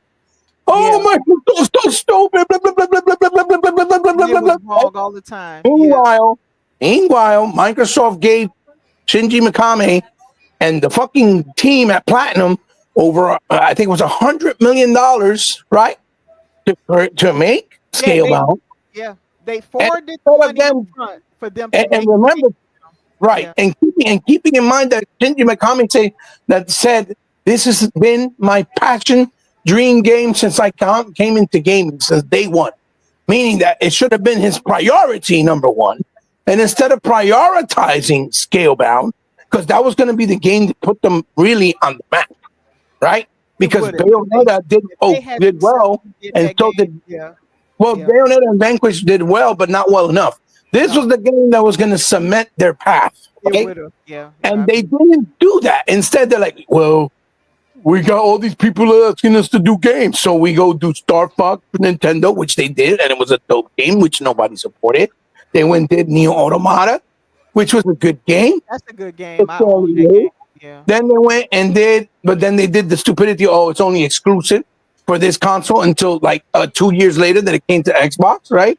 Then they did the diminishing sales, the Wonderful 101 remake, and they put it only on Nintendo and then PlayStation and alienated Xbox. Then they did this fucking Bayonetta 3 or 2 rather at the time, and they were working on 2 only for Nintendo también, and they were doing Blue Sky Dragon, whatever the fuck that RPG was. Then they did fucking Transformers Devastation, which was phenomenal, but nobody supported because, you know, they didn't. I guess they didn't with Platinum Games involved. Then they did the Ninja Turtles game. Audience, they support the first party stuff more than they do the third party, and although they may play some of the third party, they won't support it at the scale. And they won't make it a priority. Absolutely, right, exactly, and that was a miscalculation on their part. Check it out. Then they did the Nickelodeon game, which they only had like an 8-month window, so the game is good, but it still feels mediocre compared to their quality of what they usually make. And then they did Korra, which was from the Last Airbender, right? Yeah, right, yeah. Which was phenomenal, but it was only digital. So many people didn't even know the game existed, right? Right. They did 8 fucking games while they were making Scalebound. And the rumor is, or the ramblings are, that they were using Microsoft money to fund those games as well. Yeah. Because the companies that were paying them weren't giving them enough money to finish them. And that's what got to the ears of, you know, Mr. Phil and other people. And then what happened? When they showed the game, the year it was supposed to come out on E3, the game was still buggy. You understand? When they showed the gameplay, where they showed Phil Spencer's name and the other 4 guys with the dragon, they were about to fight that big fighter that had the Xbox symbol on it. Remember that? That all of it looked great, but it looked still rough. And they said that they didn't even show it on the showroom floor because it was playing rough, right? And that there's moments in time with Phil Spencer where he gets real like medieval. One was Crab Gamer. This one was The thing is, the game was supposed to come out in 2018, and that was the year they showed it in E3. It was supposed to come out that holiday, and the game was not going to be done, right? And what happened? Everybody, it was Xbox, Xbox, Xbox, Xbox, Xbox. And what happened 2 years ago? The actual fucking CEO head of Platinum came out and said, we wish that Microsoft would have not taken all the fault for what happened because it wasn't their fault. And the Too late. and the truth came out. And then what happened when the truth came out? You saw nobody do videos apologizing, saying we were wrong. We were wrong. Sorry. We did not realize it was not Microsoft. The only motherfucker you saw do a video correcting it was me. Okay? And no one else did a video. But yet you go and see those videos talking shit about that they were talking all this shit about Xbox, and not when you see like hundreds of them, hundreds. Microsoft's so stupid, this is why, because they but no explanation. But then when the truth came out, you saw nobody correct themselves. Not even IGN, nobody, but they did it with Uncharted, right? When it came to the fucking scores. That's why I say all these people out here are fake. They're all fucking fake, and I don't give a fuck if you like me saying it or not. Y'all fake, all of y'all. Y'all all fake because y'all do what you do because you only worry about making money. You don't care about Xbox and you don't care about gaming. You don't care about anything. You just care about your wallet, okay? Because Shinji Mikami came out himself in multiple podcasts, streams, crying in one of them when he was drunk, saying, Xbox, please give us another chance. We want to make scale down with Sony. And no one talked about it. No one. Yeah, I'll say that about Phil. Once he makes his mind up about something, That's dude, it. that dude. That's- You gotta wait till it's long dead and Yeah, you broke his trust, and that's it. Well, that's what he did with the people from Studio MDHR with Cuphead. That's But why let's talk about Phil is not going to go back on the fact he detests working with licensed IP because of what they had to go through. He does not like it. He will never like it, but I think he's tolerating it because these things was already in the Well, works. there's exceptions. There's exceptions there because Marvel's Blade is something that he wanted to do because he wanted to bring a comic book game to Xbox, like because Sony has one and so does Nintendo. So he's like, He also listens to his studios. Those guys do the game. Yeah. absolutely. He wanted to make I games. really Probably wanted so, to make- yeah. I really wanted to make Indy. I mean, unless he wanted to see a grown man cry, he needed Oh, to yeah. just go ahead and let that happen. you know? 100%. Yeah. So That's the one thing about Phil. Like, yeah, I agree with you. He is set in his ways there, but he'll budge when it comes to like his studio. This is again going back to you, Zobi. This is why all of that stuff I throw it out the window, right? Microsoft does not do that stuff. Microsoft just doesn't sit there and like, oh, we're gonna make you guys suffer, right? Because your game didn't sell well. No, they don't do that. Right. Well, let me. Can I say one more thing, brother? Because it connects to what I just said, real quick before I lose my train of thought. okay. That's another reason why I'm kind of apprehensive in believing the praises with Indiana Jones, because although me playing the game with my son, I understand that is a very good game because it's very authentic. They got it. They hit it on the nail, right? I don't know what type of DEI elements it has in it. I didn't even know it did. It's unfortunate, but if it did, oh well. I mean, it is what it is. I hope it doesn't ruin the rest of the game because me knowing that pisses me off. But for what I've played with him so far, the game is excellent because it hit the mark. It's Indiana Jones. It feels like Indiana Jones. It's done right, right? I'll say that. But when I see these reviewers that are like, oh, it's great, it's awesome, I love it, I feel like it's more because, oh, it's coming to PlayStation, so we can praise it. We don't have to hate on the game. Do you see what I'm trying to say? Because every other game that was fantastic got hated on. And all of a sudden, because it's Indiana Jones, and what does it have that all the other ones didn't have? That we know up front is coming to PlayStation. And another reason why I say that is because they always make sure when they're reviewing the game, right, with the exception of some selected few, that you know that they're praising it because they're actually Indiana Jones fans of the IP, right? You could tell. Because, oh, these are my favorite movies since I grew up, since I was young. They tell you. They give you a whole backstory. They tell you all the reasons why, what it meant to them through their childhood, through their Christmas, when they first introduced to the character, Harrison Ford. They go in depth. That's how you know it's because they like the IP.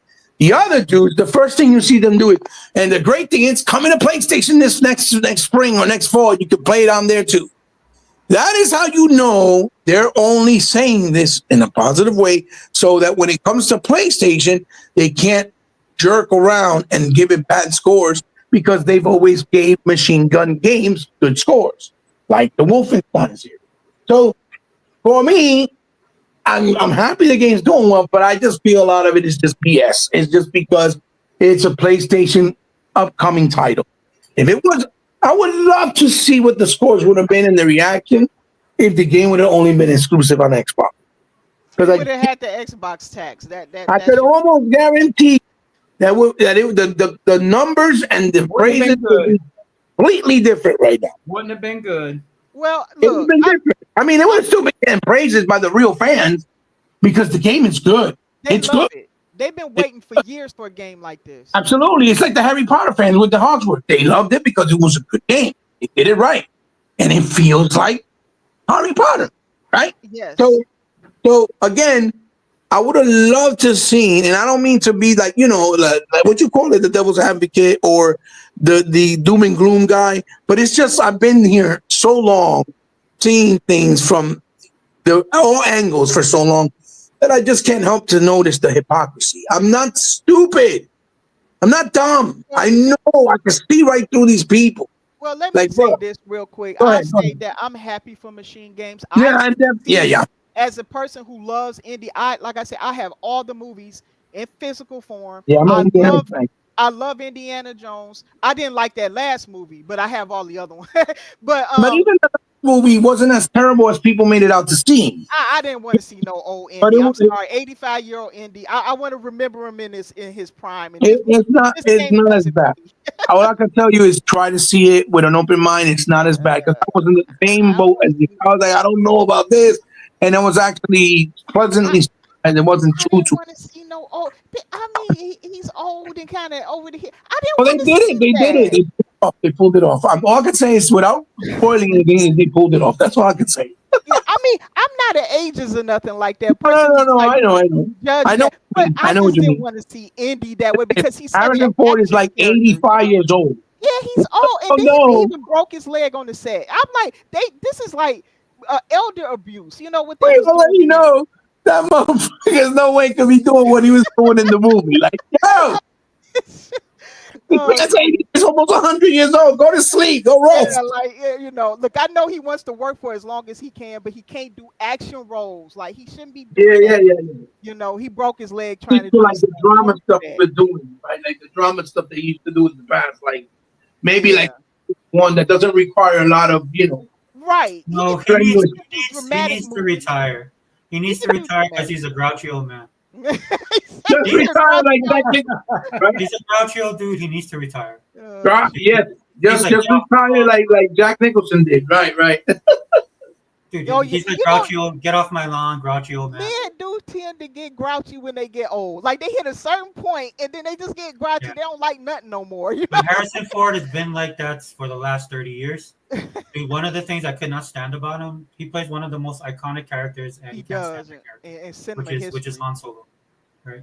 Yeah. And he acts like it's the shit character, like it's a dog shit, and it's not. which is a shame because that's the character that made him popular, that gave him his career. That's why he doesn't like the character. That's He terrible. He fancies himself a thespian, and he is, and his career shows that. That's what gets me Yes, about he it. can act in different roles. I give him And credit. he's done a lot of his movies is outside of the science fiction realm. A lot of movies are Right, like exactly. But people love him for all of his other movies, though, brother. You know what I'm saying? People love him for The Fugitive. People love him for Witness. Blade People Runner. love him for Blade Runner. People love him Yeah. Air Force One. There's many movies that people love him in. Indiana Jones. But yeah, he loves Indiana Jones, right? But me personally, I'm gonna tell you what I think. I think he just likes the movie that he's the star. You get what I'm trying to say? That there's nobody else in front of him because him as Han Solo, he was a co-star. There was other people around him. It was an ensemble, right? I think it's It was worse an than that. ensemble. It was an ensemble. It was, the real star there was Luke. He Mark hates Hamill. the fans. He hates the fans. That's the problem. He doesn't like to be associated with the Star Wars fans. Now he's not being associated. He doesn't like being associated with the Indiana Jones fans. You know, they Why? ask him all the time to come to these conferences and stuff like that. And you see him when he comes to these conferences, he's like a fish out of water, right? He doesn't know how to identify with these people. And then he just played the Red Hulk, which is coming in the new Falcon movie, or Captain America, the new movie coming out. And they asked him, how did you portray the character and stuff like that? And he's like, well, I just thought about some idiot or being stupid, right? So Oh, he doesn't wow. like this. That's his Wow. problem. He's old, he's bitter, Uh, and he hates his fan base. His fan base is the people that put him on the map. Yeah, I love Witness, American Graffiti, Witness is all the good too. I movies, forgot about that. Yeah. yeah, all the Yeah. movies that you've listed, and he's done a Yeah. lot of great movies. But at the Yeah. end of the day, dude, he just needs to retire because Oh, it's yeah. I didn't know he said that. Wow, he really said that? I didn't know he said that either. That's a shock to me. I Han didn't know he said Solo. Han Solo was one of my favorite. I didn't like Han Solo because I like Luke Skywalker. So when you watch Star Wars in the beginning, you either Right. like Luke Skywalker That's a or you fact. like Han Solo. And so That is there's a this fact. split in the Star Wars community about who you like. So I was more on the Luke Skywalker side. As I got older, I changed because then you find out, yeah, okay, Luke Skywalker's a little complainer, right? But Harrison one- Ford seems to be cooler, right? And of I course, like Princess Leia. I'm guilty of that. I'm a Princess Leia fan. well, I everybody, mean, everybody a lot of the Star Wars fan base were mad at him or mad at Star Wars because they're like, oh, y'all killed him off, right? And then you come to find out, even with George Lucas, that one of the reasons why he didn't do the trilogy after Jedi was because Harrison Ford didn't want to be in it. He wanted He to be didn't want to be in it. That's he true. wanted to be killed off. But the problem was he had to be in it because the whole story arc that George Lucas did was that him and Leia have twin daughters, and that the twin daughters were going to bring the balance to the galaxy. It wasn't Luke, they didn't even Luke- follow that though. and they didn't follow didn't that. follow Right? that. They ignored They all didn't of follow that. that. Yeah. They changed it. Obviously, it still ended up being one of his kids. But the reason why they killed him off in the movie in J.J. Abrams was because he asked J.J., "I'll do it if you kill me off." Yeah, He that was the told whole point. That's the only way they got him in this movie. So He this told- dude, Yes. he needs to go, dude. I don't I care. did not know he was like that. That's shocking to me that he's No, he's that been like bad. this for a while, Dale. Like anytime they would talk to him about stuff, and then Luke, there's a great clip of Mark Hamill Now that kind Mark of sets Hamill. the stage for what Han Solo really was, even back then. Wow. Was Mark Hamill was doing a scene with Harrison Ford. It's after they leave the trash compactor scene in Star Wars, and then Mark Hamill looks at Harrison Ford and says, "Oh, you know what? Do you think people will be bothered by my hair?" Right, because they just came out of the trash compactor scene, and then Harrison Ford, which is actually funny, Harrison Ford, but this kind of gives you insight into his personage, right? He's like, "Look, kid, if people are looking at your hair, this movie's in big trouble." Right? That's the quote. And it's a popular clip because it's before Luke Skywalker. What's his name? Dang, Mark Hamill lost his Mark mind. Hamill, yeah. Mark Hamill is so far gone that I don't even know what to say. So He he's- ruined all my image of him, like because I like him as the Joker too. So it's the whole TDS thing, right? So yeah. with Mark Hamill though, the reason why that clip's popular is because he's imitating Harrison Ford's voice to a T. But the problem with that is that it basically shows how Harrison Ford, even back then, felt about it, right? Right. I'm just being honest, and the older he's got, he's just become worse. And as a Star Wars fan, dude, I don't appreciate that about him. I agree with that. I like Star Wars. I like the old Star Wars. I don't like the new stuff though. But yeah, and there's a lot of that stuff going on. George Lucas regretting selling the stuff. Kathleen Kennedy over there trying to DEI this thing up. I All know, this like, stuff was going on, and this is why Star Wars is in trouble. why can't they get rid of that? Well, I don't want to get into a Star Wars conversation. One day you're gonna have to do a Star Wars thing, and me Yeah, we can do a podcast and talk about it. Yeah, Maybe- I'd let love me- to ask you yeah. some questions about some things that just irk me about that Star Wars. I don't talk about it a lot because I get angry every time I think about Star Wars. No, it's probably best we don't talk about it. Yeah. But let me sure. read this chat real quick because I'm falling behind. Sorry, Oh, guys. okay. Go ahead. Gogo Oh, Cygnus. wait. Can Yeah. you? Yeah, Cygnus is here. Anybody else that came in? Mr. Yeah, Kima. Mr. Kima. I want to make sure we call out everybody. I think Gogo's that's in. it. Gogo's like, Yeah, I said Gogo's here? Gogo Paul. Yeah, we didn't call him out. I said hi to him in there. Yeah, Gogo Paul, welcome. And yeah, I think that's everyone. So I'll do Cygnus first because I like this comment. Cygnus says gas games make sense to be digital only, like Pal World. Yeah, I agree, Cygnus. I mean, in a sense, I'm not an industry, but that's what they want to do, right? I'm not for like you'll buy nothing and own. You'll buy everything and own nothing. I'm Yeah, not I for that. agree.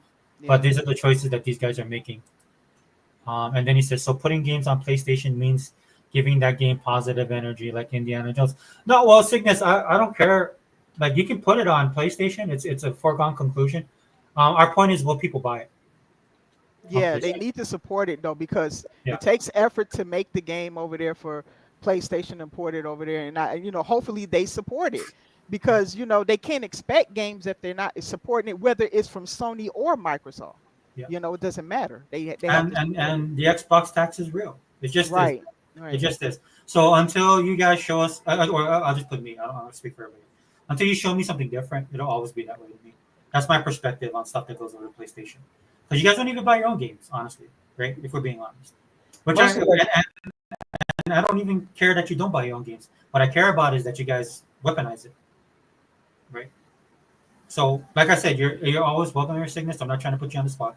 I'm just being honest, dude. Let's like show me something, right? So if you guys sell more on, if Indiana Jones sells more on PlayStation than it does on Xbox, but I find that hard to believe. I agree. Can I say something to address Sickness too? Go ahead. Sickness. The other thing is that I don't want you to, as a fan, as a PlayStation fan, I want you to understand when we talking here, because we're mostly, predominantly Xbox. I have a PlayStation. So does Sega Man. And so does Day, I believe. If not, or no. I know Forever does it, but I mean Sega Man do. Okay. When you talk, I can tell that you're an actual PlayStation fan, right? So this is not addressing the actual PlayStation fans.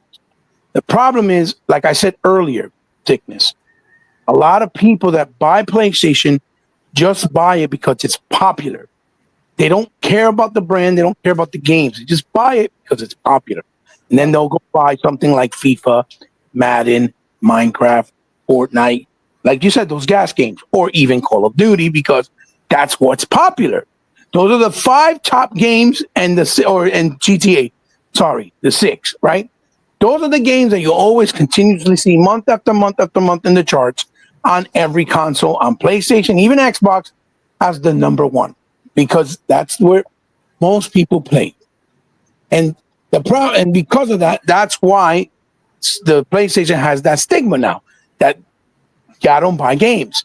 But it's not in reference to the actual PlayStation fans, which I have a feeling you are a real PlayStation fan by your behavior, how you speak, your defenses, how you try to explain certain things that we bring up and the points that we bring up. I can tell that you're a PlayStation fan.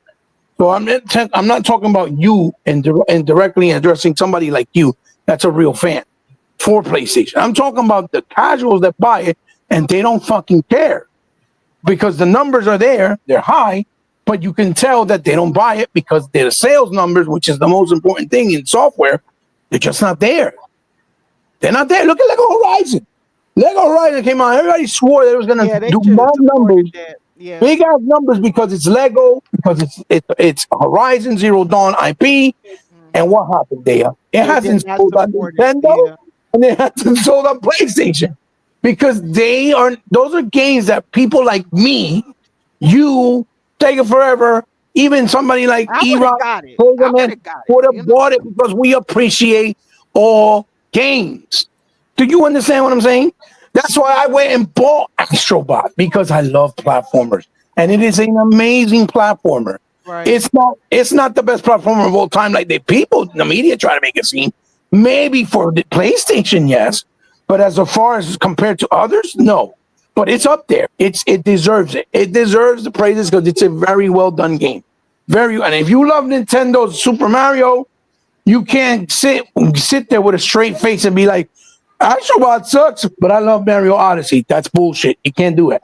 Because that game, all its inspiration, the main part of its inspiration, wholeheartedly comes from Nintendo's Mario's Odyssey and the Nintendo Mario franchise as a whole. You can tell they were fans of Mario, and they wanted to do a Mario-style game for PlayStation. And they did it. They achieved it with their own identity. And it's a great game. I'm not saying it's not. It's one of the only games that I highly recommend without hesitation to anybody that has a PlayStation. That's awesome. Go buy Astrobot because it's a good game. Yeah. But what I'm saying to end the the explanation of the tyrant or whatever you want to call it, no, none of our, our points of what we bring up with PlayStation is to attack any real PlayStation fan. Even Sega man, for Sega man, every time he does videos, he says it. This is not attacking real Sega. I mean, PlayStation fans. This is attacking the people that say they're PlayStation fan, but they're not real fans. They're not real gamers. They just Mhm. buy a PlayStation and don't support it They're because they kind of don't. unhealthy in the gaming industry in this sense. Yes, they keep the gas games alive, but they don't support the publishers that have consoles they need that first party money. They have to get some money for themselves as well, and Sony's not getting a cut of that because their own Absolutely. games are not getting supported. So that's a Well, it's big like Call of problem. Duty. Call of Duty sold buku money, right, on Right? PlayStation, and Sony only gets 30%. They don't get that money. It's all They Microsoft.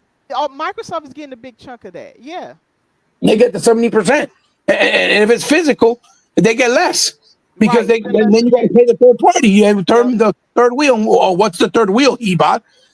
You got to pay the stores. You Right. got to pay Right. the imports. You got to pay customs. You got to pay international fees. You got to pay for import it over. You got to pay customs over there in those city in those and like if you ship it out to, let's say, Asia, somewhere in Asia, you have Right. to pay whatever customs is over there. You have to pay for shelf space. You have to pay for storage. You have to pay. All that has a cost, and that's not including marketing. So they have to divide it. So at the end of the day, they get like maybe 20%, and Sony gets maybe like 10% of the full value of what they sold physically, especially. That's why they don't push physically as hard. You know what I'm saying? So that's another thing that comes into account. But go ahead, Dave. I'm sorry. Hmm? Hello. Yeah, go ahead, Dave. Good there. Oh, yeah. No, I agree with you. Everything you're saying is Mhm. right. I mean, so I don't even know. I can't even add anything to that. That everything you said is right. I'm 100% with you on that. But Mhm. okay, let's go to the next one because we got to get through all these. Yeah, Yeah, we're really behind. yeah, we're behind. So okay, Google Post said like Stalker 2 right now is a great game. It's not as buggy as Spider-Man 2, which is true. Spider-Man 2 was badly buggy. But it gets docked 10 to 15 points because of that. It's just the media has, blank taste. I can't curse, but But I would say this in to add to what Google Post said is that he's right, and I think a developer actually blew up over this. They must like what the Stalker 2 devs did, and really went at these reviewers and saying like they're being way too harsh on the game, and maybe they ought to wait. Some of these games might come out, and they because he said that they did a day one patch that solved a lot of the issues right away with Stalker 2, but now that score is stuck being the lifetime score of a snapshot of what the game was like just on one day, when that doesn't really reflect what the game actually is. And I agree with him on that. I think that they need to reevaluate how games are reviewed, because that one little snapshot, maybe they come back periodically or something, I don't know, but they need to do something more to that. But it was completely unfair to the Stalker 2 devs. And they even said, we got this patch coming and all that stuff, and they just needed a little bit more time. And, these people have been fighting under the gun for everything. They had to push hard, and I know people don't want to hear this stuff, but they had to deal with a lot just to push that game through. And I'm glad they finally got it out, because they're still dealing with issues. We know that, but none of this stuff was taken into consideration, and I just think that sometimes um these reviews do more harm to a good game, and like he said, it makes it hard for a developer or a publisher to be willing to try something brand new, because if everything ain't perfect, if it's not pristine, if it's not, if it's missing one element or something that you think should be in there or something like that, it's like the game just get destroyed. It get murdered right before everybody, and no account to what the developers had to do, what they had to put in there, the research they may have did. Like, look at Indie, with all the research and stuff they did. And now, yes, of course, Indie is not being slashed the way it is, but I tell you, I think a game like Hellblade 2 has not gotten the recognition it deserves. They just went ham on that game for no reason. The game, if you like the first one, you're gonna like the second one. It's simple as that. I played the first one, And then 2 days later, I went right into playing the second one. It's the same exact game. The only difference is they made the puzzles less frequent, and they're, in my opinion, they were easier to solve. Okay, so that was it. The game was more cinematic and everything. They improved on it in every way, sound, everything. They just improved on it in every way. And yet these people just destroyed this game. And oh, it's a terrible game. Is this how? If you like the first one, you're gonna like the second one. They did the exact game, just improved it. But I just wanted to say that. That's a little bit of a rant. It tells you how many people actually played the first game. Number one. Number two, it's like I always say, you guys need to go find out for yourself, because everybody's gonna have their own opinions, just like with movies or music, right? I don't know why people don't get this connection with video games. Another thing to keep in mind, a lot of these people, when they make this content, some of it, dude, let's just be honest, is for clicks. Right. Yep. It's just for clicks. So, like for me with Indiana Jones, I had some concerns about the Indiana Jones game. What did I do? If I would have known, it out. yeah, if I would have known, I would have bought it the day of. I did not know, right? And then the next day, I bought it, and it took me that night to download it, so I didn't play it till Saturday. But I can tell you, you lost a lot of time. Yeah, I did. That's why I played like 10 hours on it yesterday. Oh, okay. Yeah, so it was crazy. Like, but my point being is, guys, if you really want to know, and this is what gets me, right? So a lot of you, not you guys in the chat, but there's a lot of people that tell me they're gamers, and all I have to do is listen to them for a little while, and you're not. You're just not, and it's okay. It's okay not to be a gamer. It's not okay if you have a gaming channel and you purport to be a gamer, okay? Because you're part of the problem with what's happening. At the end of the day, dude, there's some truths about gaming, okay? One big truth, and I'll just focus on this. You have to spend money. You have to spend money on gaming, right? That's the reality of it, because it's by definition, gaming is something that's outside of the norm that you have to do with concerns that you have every day, right? It's an entertainment industry at the end of the day, and it thrives on money. And if you are a gamer and you want to see the industry grow, or you want to see the company you like grow, or support the console that you like, you have to spend money on these games. That's the reality. So that's why a lot of the people, to your point, Dia, when you talk about this stuff, dude, I can't really take them seriously. Right. And I'm not totally against the casual gamer, because I understand people's time is different. Some people might have a full family, so they might be able to squeeze in 3 hours of gameplay if they're lucky, right? I get that.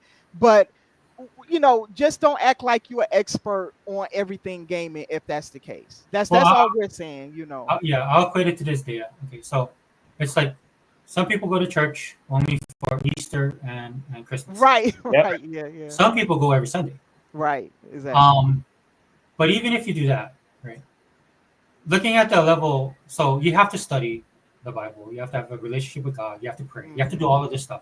Right. If you don't do that kind of stuff and you want to come talk to me about Revelations, I might have a hint of, right, if you want to get into prophecy and stuff like that, dude, you have to go deeper. So that's my only point. You can do all of these things outside, because maybe that's not your calling in life, right? But this is happening on YouTube. There's a lot of people talking about scripture-based things that don't understand the Bible, because they don't read. They don't study. They don't study. They don't read. Yeah. Because I can tell you the little thing about being a Christian, and when you read the Bible, it causes you to keep your mouth shut. A lot of times. Yeah. A lot of the times, because a lot of the times when you're reading the Bible, you'll be like, yeah. That's how it is, right? Because basically, it's you're focusing on the Word of God, and the Word of God is pointing right back at you. Right, exactly, and you see all your flaws and your faults. Yes. Yeah, that's true. Yeah. So to the point when you're out there, you're just not so frivolous with saying stuff, because you're not supposed to be that way. Now, if you have the Spirit and the Spirit's telling you to share things, that's great. But right. So sorry that I went there. Okay. So anyway, my point being is that that's the problem I have with a lot of the people that are doing these things, like with Indiana Jones. And some of them are just coming from different perspectives. But at the end of the day, if you want to know how good Indiana Jones is, you own an Xbox, you have Game Pass, you're in the ecosystem. Let's try it out. Yeah. You have to play it. Yes. You have to put the time in. I agree with it. Because even if you don't, even if you were against DEI and then you played it, and then you're happy that the DEI was in there, but in the case of like Hebot was talking about, he prefers the third person perspective. I wish he was here. He could talk about it himself. You know what I'm saying? Right. He doesn't like the first person perspective. Yeah, some people don't like it. That's some true. people don't like that. But that to me is a legitimate reason. I started off talking about Liza P. I love everything about that game except the control. Yeah, yeah, it is a good game, but you're right. It's something I like Liza P too, but you're Yeah. right. And I don't even play Souls type games, but I like that one. But yeah, it's something about you're right with the control. It's brutal. I Yeah. don't know for me. I'm not very good at it, but I like it though. Yeah. Yeah. Look, I broke my own rule. Dea, where were you? Where were you on the timeline? Okay, we're on Google Pro 11:53? 454. I'm just gonna go through these really quickly. Yeah, yeah, good. Old man Harrison Ford is such a crotchety old man. That is true. Okay, the next one. Love Well, the just real guy. quick, he wasn't a crotchety old. He was a crotchety old man before he's a crotchety old man. He was old before he was old. He's horrible. Okay. Love the guy, but he hates Han Solo. Such a bastard. Then he Yeah, says, okay, the next one he says, I think he more thinks the circus around Star Wars is stupid though. What he thinks Star Wars is a circus or something like that? Is that what he's saying? yeah. So I mean, look, I'm not saying that we don't have our moments in the Star Wars community, but this dude didn't like this. He didn't like the fans from the jump, bro. I'll just be Yeah. honest with you. It's like other Hollywood stars, right? You like the pomp and you like the circumstance, you love the pay, you love the fame, all that stuff, Mhm, right? But mhm. some people are just not good with people, and he's one of these people. It's just even on his other movies when he's on the red carpet, man. There's times he gets asked a question, and he looks bothered. Yeah, he does always look like you kind Yeah. of bothering him. Yeah. Okay, next Oh, one is Gogo, yeah, just and look what Gogo wrote. Sorry. oh, okay, sorry. Okay, he definitely doesn't like to do PR. He comes off shy to be honest. I agree with that. He's not a talkative type person, I don't Yeah, believe. well, you got to pay those bills, and he loves Yeah, his it's a part of loves your his job airplanes. profile. Yeah. He loves his airplanes. Yeah. So, Okay, next one. Almost all the actors thought Star Wars was gonna bomb. Yeah, I remember that. They talked about that in the documentary I saw before. Yeah. oh, Angel, are we going? What time are we going? Oh, 1 second, guys. Hold on. Okay, no problem.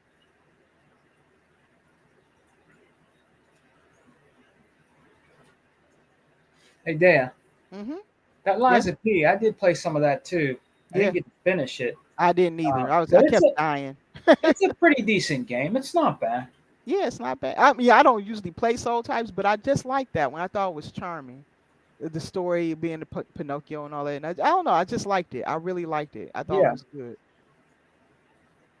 the Death Stranding though. That's I'm playing that one currently. But Indiana kind of pulled me away, so I got to go back to that. So yeah. I can't wait to try that. Try Indiana tomorrow. And I've been playing a little bit of Stalker also. Stalker is hard. Now I got stuck on this one part, so I'm like, oh, I need to. I was Yeah, going to look up how to beat it because it was around the time when my house was being worked on, so I just yeah, didn't have a lot of gaming time. I put in a little tiny bit of time, and then I said, okay, I forgot the controls. Let me start over again.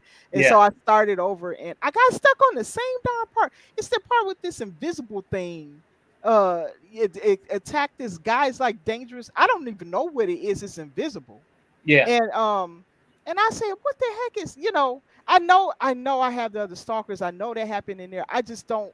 I can't recall. It's them games are old. Like when hmm my versions, I bought them when they I had them when they first came. But Oh I can't yeah, remember everything with Stalker anymore. I need to go back and play them, but I just haven't had the time. But look at those Unlimited. ones are hard, man. Those old ones, They're those are hard hard, as man. hell. They hard. So that's old school game. But if you're okay with that, having a like that was an old school way they used to do challenges. They didn't do the Souls game style. They did it to where the game doesn't hold your hand.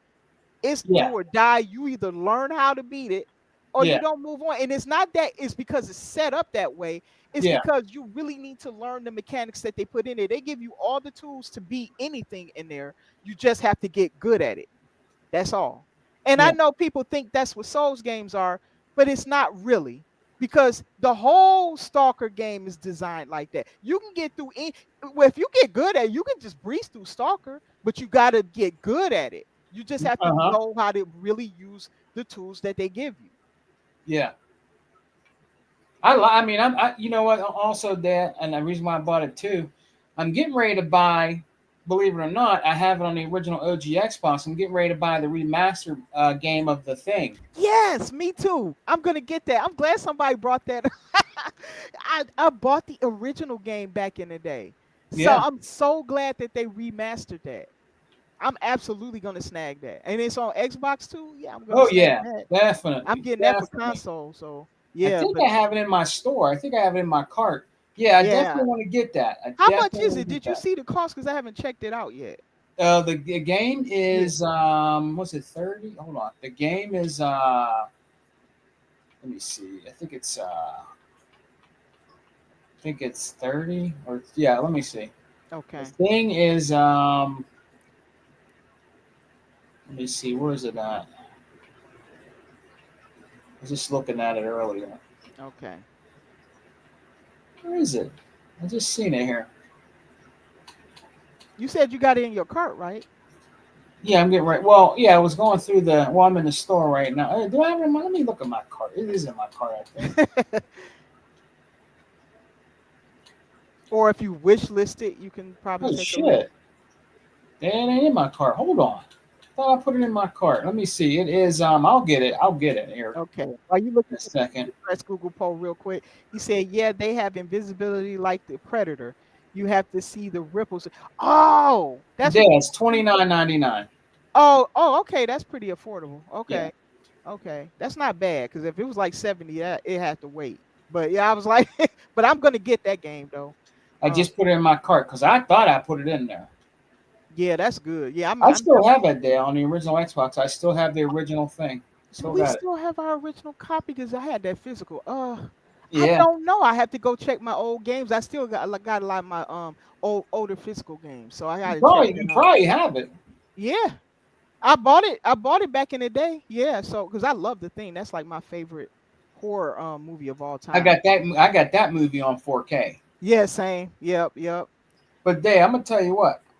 I really didn't like the prequel. I didn't like it that Yeah, much. the prequel wasn't good. Honestly, what they should have did with the prequel, they should have had like they maybe it would not have done as well, but I think I would have did this. I would have had real Norwegian actors. They do have them, and I would have had it in subtitle. I would have did Yeah, it. I yeah. know some people don't. They act like you can't do well, but I think some of these Japanese games do well when they get released and they in subtitle. Some of them do, you know. I mean, Mhm. look at Godzilla. What say Year Zero or something? That did pretty well. Yeah, So I mean, unless I don't know. I didn't go to the movie. I picked it up later because I love Godzilla and stuff. yeah.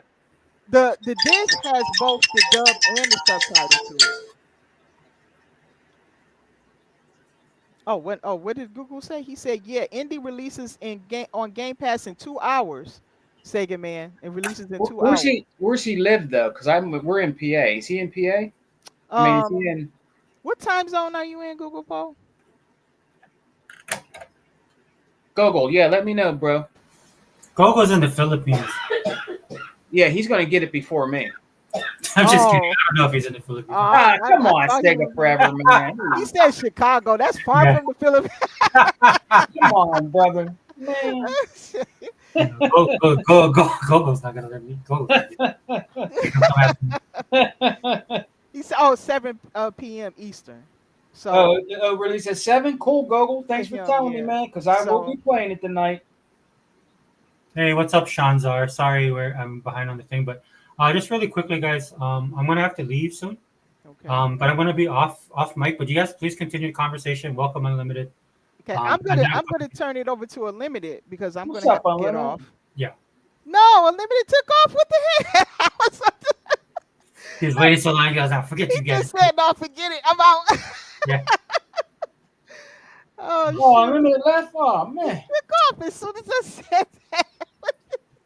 But but go ahead, guys. I'll be. If you guys want to do the chat, that's cool too. But I'll be right back. Oh shoot! All right, Okay, brother. Okay. I'm gonna finish up the chat here, and then I will have to go. Okay, let me read. And you know, Sega Man, you host. Maybe Unlimited come back because he might have lost connection I and stuff. think Unlimited. He probably something probably happened. Yeah, because But he didn't say anything when he got in here. So hey, Dea, you know what? I don't have a lot because I know you were telling me about your 4K are talking about your 4K movies, but I Yeah. don't have a lot there. But believe it or not, I found some 4Ks in Big Lots. Oh, really? They The store selling them? Big Lots, yeah, Oh, yeah. they get them. They don't get a lot, and it might be something you might not like. But I found Hellboy in there for like $8. Hellboy with Pearl Rodman, or I think it's Perlman or something like Yeah, that. Ron Perlman. Ron Yeah. Perlman. Yeah, Perlman. man. That's Yeah, actually a good one. All I right, so found that's it. actually a Yeah. good movie that you got there. What's up, Brother Unlimited? Hey, what's Hey, up, I Sega Unlimited. I Man? thought you took What's up, off. Dave? Thought you took off. I said Unlimited could take over. I'm sorry, that just was funny. It was the timing. Yeah. Nah. My mic wasn't. It wasn't What's going connected on with properly. you, man? Oh, nothing Happy much, man. holidays to my fam in here, Yeah, everybody. yeah. Same to you, Sega Man. Happy Unlimited. holidays, Yeah. man. It's always a pleasure to see you. Yeah. And I'm gonna try to cover some of these before I have to go. I have to go in a couple of minutes, so let me get this, and then I'm gonna leave it to you two because you both host shows, so you can take over for Sega Forever until he comes back. Okay. Let's see. There's still some good Star Wars. I think this is at 459. Says there's still some good Star Wars and Mandalorian is pretty good. That's true. Mandalorian was pretty good. And Endor was pretty good too. Andor, okay, I didn't see that one. Okay. And that's good. At least they pumping out a couple of good ones, you know. Yeah. I don't know the general consensus, but I enjoyed Ahsoka too. That was also pretty good. Oh, okay. Yeah. That's good. Let's see. He says at 507, yeah, much facts from Hebot. Okay. What was he about talking about? He went in to talk about physical. He talked about Indiana Jones. He don't necessarily accept a lot of the praise that it's getting. He thinks that it's because it's coming to PlayStation. I'm personally happy for Machine Games because I think they worked hard on that game, and it shows in every aspect. It shows to me. As a person who is a fan of indie, I was smiling the whole time I was playing the game, like a kid. It was fantastic. If you love Indiana Jones, in my opinion, you just can't skip. To me, like I said, I didn't really like the last game. Harrison Ford's too darn old, and it takes me out of it. I don't believe an 85-year-old man can do all the stuff he's doing. So, to me, this is the game. This is the story I love, and I think it captures him in his prime. So it has all the elements that I really liked about Indiana Jones. Oh yeah, that's what's up, man. I haven't had a chance to start it yet. Just got stuff going on this weekend, but oh yeah, no problem. Yeah, it officially launches tomorrow. Yeah. Well, I mean, I picked up the collector's edition, so I could play it now. Oh, you already got it. Yeah. Yeah. It's a nice collector's edition too. Came with this nice big globe. Oh, that's cool. Oh wow. Cool. Yeah. Did you get an art book or something like that? Did you get something like that? This a digital art book it comes with, but it comes with a little journal. Oh wow, just like in the game. Oh yeah. And the globe has a little compartment you could open with this magnetic plane. It's pretty neat. Oh wow. I think you did that on your video. I'm gonna have to check that out. I just haven't had time, but yeah, I know you did a video on this. Yeah, I did. But yeah, I haven't had the chance to start yet. I'm probably gonna do it later tonight or tomorrow. Oh, okay. Yeah. Okay. Because you usually do those unboxing videos like right away. So like I've watched all of them. So yeah. Okay. Two Man, I did not say hi. I just want to cut in real quick. Oh, yeah. Hello, Two Man. Sorry we got to you late to say hi. Sean Sar says Stalker 2 sold more than Astrobot. Yeah, I could believe that. Where'd you see that? Oh, yeah, I didn't even see that. I'm so sorry, Sean. We didn't see your name. Welcome. Yeah, he said it's sold more than Astrobot. But I mean, Stalker 2, man, that's a dope game. It's as a tough game. Yeah, it's as tough as everybody says. It really is. It is. I'm sure Sega Man beat it already. Well, he sounds like he loves it. So, yeah. What Stalker? Stalker 2. Yep. Yeah, it's pretty good, man. But like I said, that game it doesn't hold your hand. It sure doesn't, because I'm stuck. Game, so. I'm stuck. So I with all the stuff I've been going, I say I have to come back to Stalker 2. I just have to come back to it. Let's see what's next. Don't forget to take out Okay, your Google trash Post cans. said sub two men's what's that? Scar? Is that Sean's name? Oh, okay, Yeah, see. Sean Okay. Czar. Czar. Yeah. Okay. Yeah, Stalker 2 is doing well. I think lots of good word of mouth. And then going to the next one, he says Stalker 2 is hardcore PC game type though. It's not the typical console shooter for sure. That's true. And at one point in time when I was doing PC game, that's all you had was games like that. Mm-hmm. Like there was no games that were easy to beat. You just simply had to beat them the way they came out. You Yeah. know.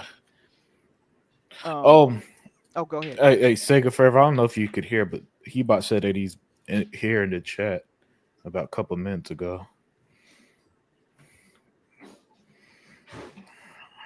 Okay, I'm going to the next one real quick, and then I'm gonna have to turn it over. Okay, it says yeah they have. Okay, he was suggesting me. Yeah, they have invisibility Mm-hmm. like the predator. You have to see the ripples in vision. I did not know that. See that? See, I'm gonna have to try that because that part is where I got stuck on. Is that darn invisible enemy, man? I Yeah. got stuck on. I don't know if anybody else did, but I did. What was it? It's that visible guy. I don't know. The one that killed. He's I guess a creature or something. I couldn't get past that part. And I just kept getting frustrated. I tried over and over. I kept dying and dying. This is why I don't do Souls games, okay? Yeah. But it's not a Souls game. But I have to figure out what I was doing wrong. See, that's the thing. The game is saying you're doing something wrong. You need to figure out what you're doing Mm-hmm. wrong and why. That's the thing. Yeah. I mean, but it's good that it's like that because it's tough. Pacing it in a more old school way, I think, is why a lot of people play it and bought it because it's Yeah. been a huge hit on Game Pass. It has been, and PC, but they bought it Yeah. up. They loved it. Yeah. So yeah, there is a lot of long-term Stalker fans over there. Yeah. Oh yeah, big time. Yeah. And I thought it was a good get for Xbox Oh to man. get it on the console first. A lot of people got on Game Pass to get that Mhm. game. I just say that. Yeah. Same with Call of Duty.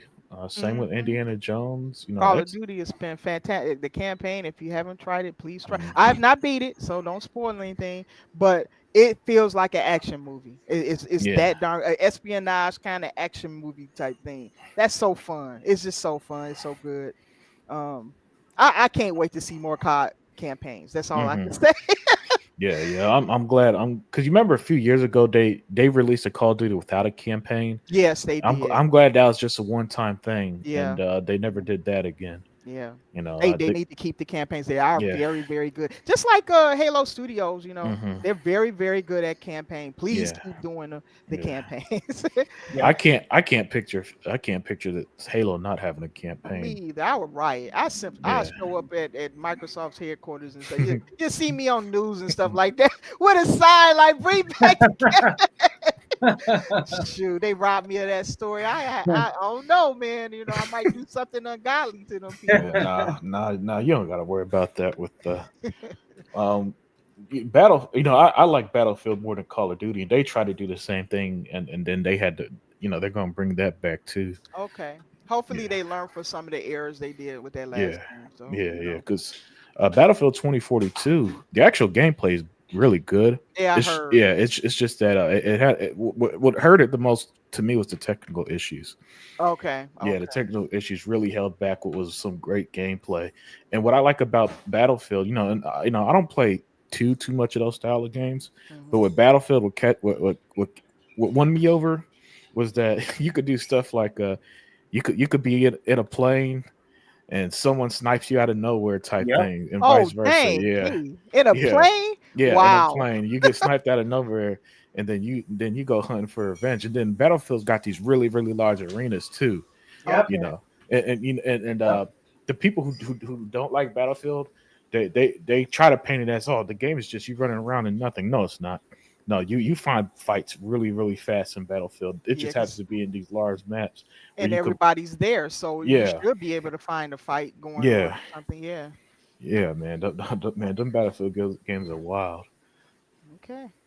All right. So okay, I'm gonna have to step away You guys take over, and he by just hold on. He should be right Yeah. back. I think he had to drop his daughter off somewhere real quick. Yeah, So, yeah. you You know, know, if you guys, Sega Forever. He does shows and think host means everybody else do the work. yeah, we're slaves up in here, you know. Yeah, Oh shoot, yeah. I'm taking. It's bad enough. This is probably 5 hours in, and It's actually 3 hours, so it's well under the oh, marathon's okay. limit, you know. Oh yeah. It's just the first quarter of Oh it. yeah, it's just getting started. What are we Yeah. talking about? Yeah, you know, Seg Forever. He loves to run his you know, he'll run his errands. He's like, all right, guys, I gotta go pick up the groceries, drop up my daughter, pick up my son from karate class. You guys take over. He deliver babies, you know. Yeah. He'll transport stuff over you know to over city lines. He'll he'll do all of that. That's how it is. You guys got jokes. You guys got jokes. Me and my daughter's over here. My daughter's over here, but she's over here. She started laughing. Oh, okay. Hey man, you make it too easy. You're the only host. Imagine a talk show host in the middle of an interview, like, all right, Brad Pitt, I gotta go pick up my daughter from school. That's what Sega Forever be doing. Dude, my talk show would be so bad, people would be like, "Yeah, let him go." Yeah. Hey, I think Hebot's waiting to get in. Yeah, Oh, my bad, bring the others in. I have to step out, but I'll be listening. You guys, in segment he might just disconnect it. You might have to bring him in when he comes back. Yeah. All right. I'm not gonna be here for too long either. I got Yeah, something to well, do that's why I later. came back just to let you. I gotta wrap it up. I gotta go. Okay. Actually, gotta go take my daughter. Oh, Oh, okay, yeah. okay. Okay, he learned to end the show before doing stuff now. Yeah. Oh, that's progress. Now let's see if you know how to end a show. Let's see if you could do an outro. Come on. I wouldn't hold my breath. I know. We got about 3 hours to go before we actually wrap it up. Oh shoot. Dude, if you see the way I was playing Indiana Jones, you'd see me. If I did a let's play Indiana Jones, you guys would have been like, "Yeah, that's Sega." Sega plays his games like he runs his podcast. No wonder he doesn't fit shit. I'm always like, "What's behind that flower? There's got to be something." No, there's something behind that flower. Let me look at every angle. Oh man, look, I haven't even got a chance to start it yet. I think I'm gonna start it up later tonight, man. But it looks great. Hey, Hebot, man, how are you, man? I just Okay, before y'all go, just want to say bye, everyone. I have to leave oh, right now. yeah. All right. Okay, thank All you for having me, guys. I'll see you next time. And I don't know, Eliminate, if you do something soon, just let me know ahead of time. Yeah, I might do something this week, so I'll hit you up. Okay, thank you. All right, bye, everyone. All right, later, Dave. All right, yeah, man. Hebot, man, what's up, my friend? Just there going through it. Trying to think of stuff. Yeah, I'm sorry, I couldn't hear you. As I just there, brother, just trying to make sure that I figure some shit out. Trying to Yeah.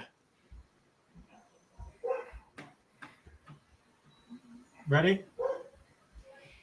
All right, guys. Sorry, so I'm gonna have to wrap it up. All right, yeah, man. Hello? Waiting for her. I was waiting for her friend to text, Okay. and they're supposed to meet, so I gotta go drop them off. Because I don't want to be walking around today. My back is all swollen. That's why I'm doing this. All right. Yeah. No problem. Yeah, what I was saying, I'm just trying to hang in there, just going through it, trying to make sure I'm not homeless. Oh, okay. Dang. Yeah. Shit, it ain't easy out there. And that's not a cap either. That's straight up. Nah, man. I know that's real. Yep. That's real talk. Yeah. My fucking rent went up to $2,400. Oh, jeez. Wow, that's disgusting. I'm like, holy crap. Yeah. Hopefully that boomerang's back, man. Yeah. We'll see how it goes. Because in Hawaii, it was already there. That thing's going into the $3,000, $3,000, $3,500. These people are ridiculous. That's unaffordable for a lot of people there. Yeah, that's why they all move into your neck of the woods, brother. That's how you got that Hawaiian plate lunch place over there. Yeah, go to Alabama and Louisiana. They got cheap real estate. Oh yeah, but I'm gonna feel sorry for them because when people start moving in, it's gonna be harder for those people. Yeah, that's the unfortunate part of all this nonsense. Yeah. But sorry guys, I'm gonna have to wrap it now because we gotta go out the door. Yeah. You know, no appreciate problem. it. Yeah, appreciate everybody being here. All right, brother. See you soon. We'll talk. Living, you can call me when you talk if you need. Okay? All right, guys. All right. Now we All right, peace.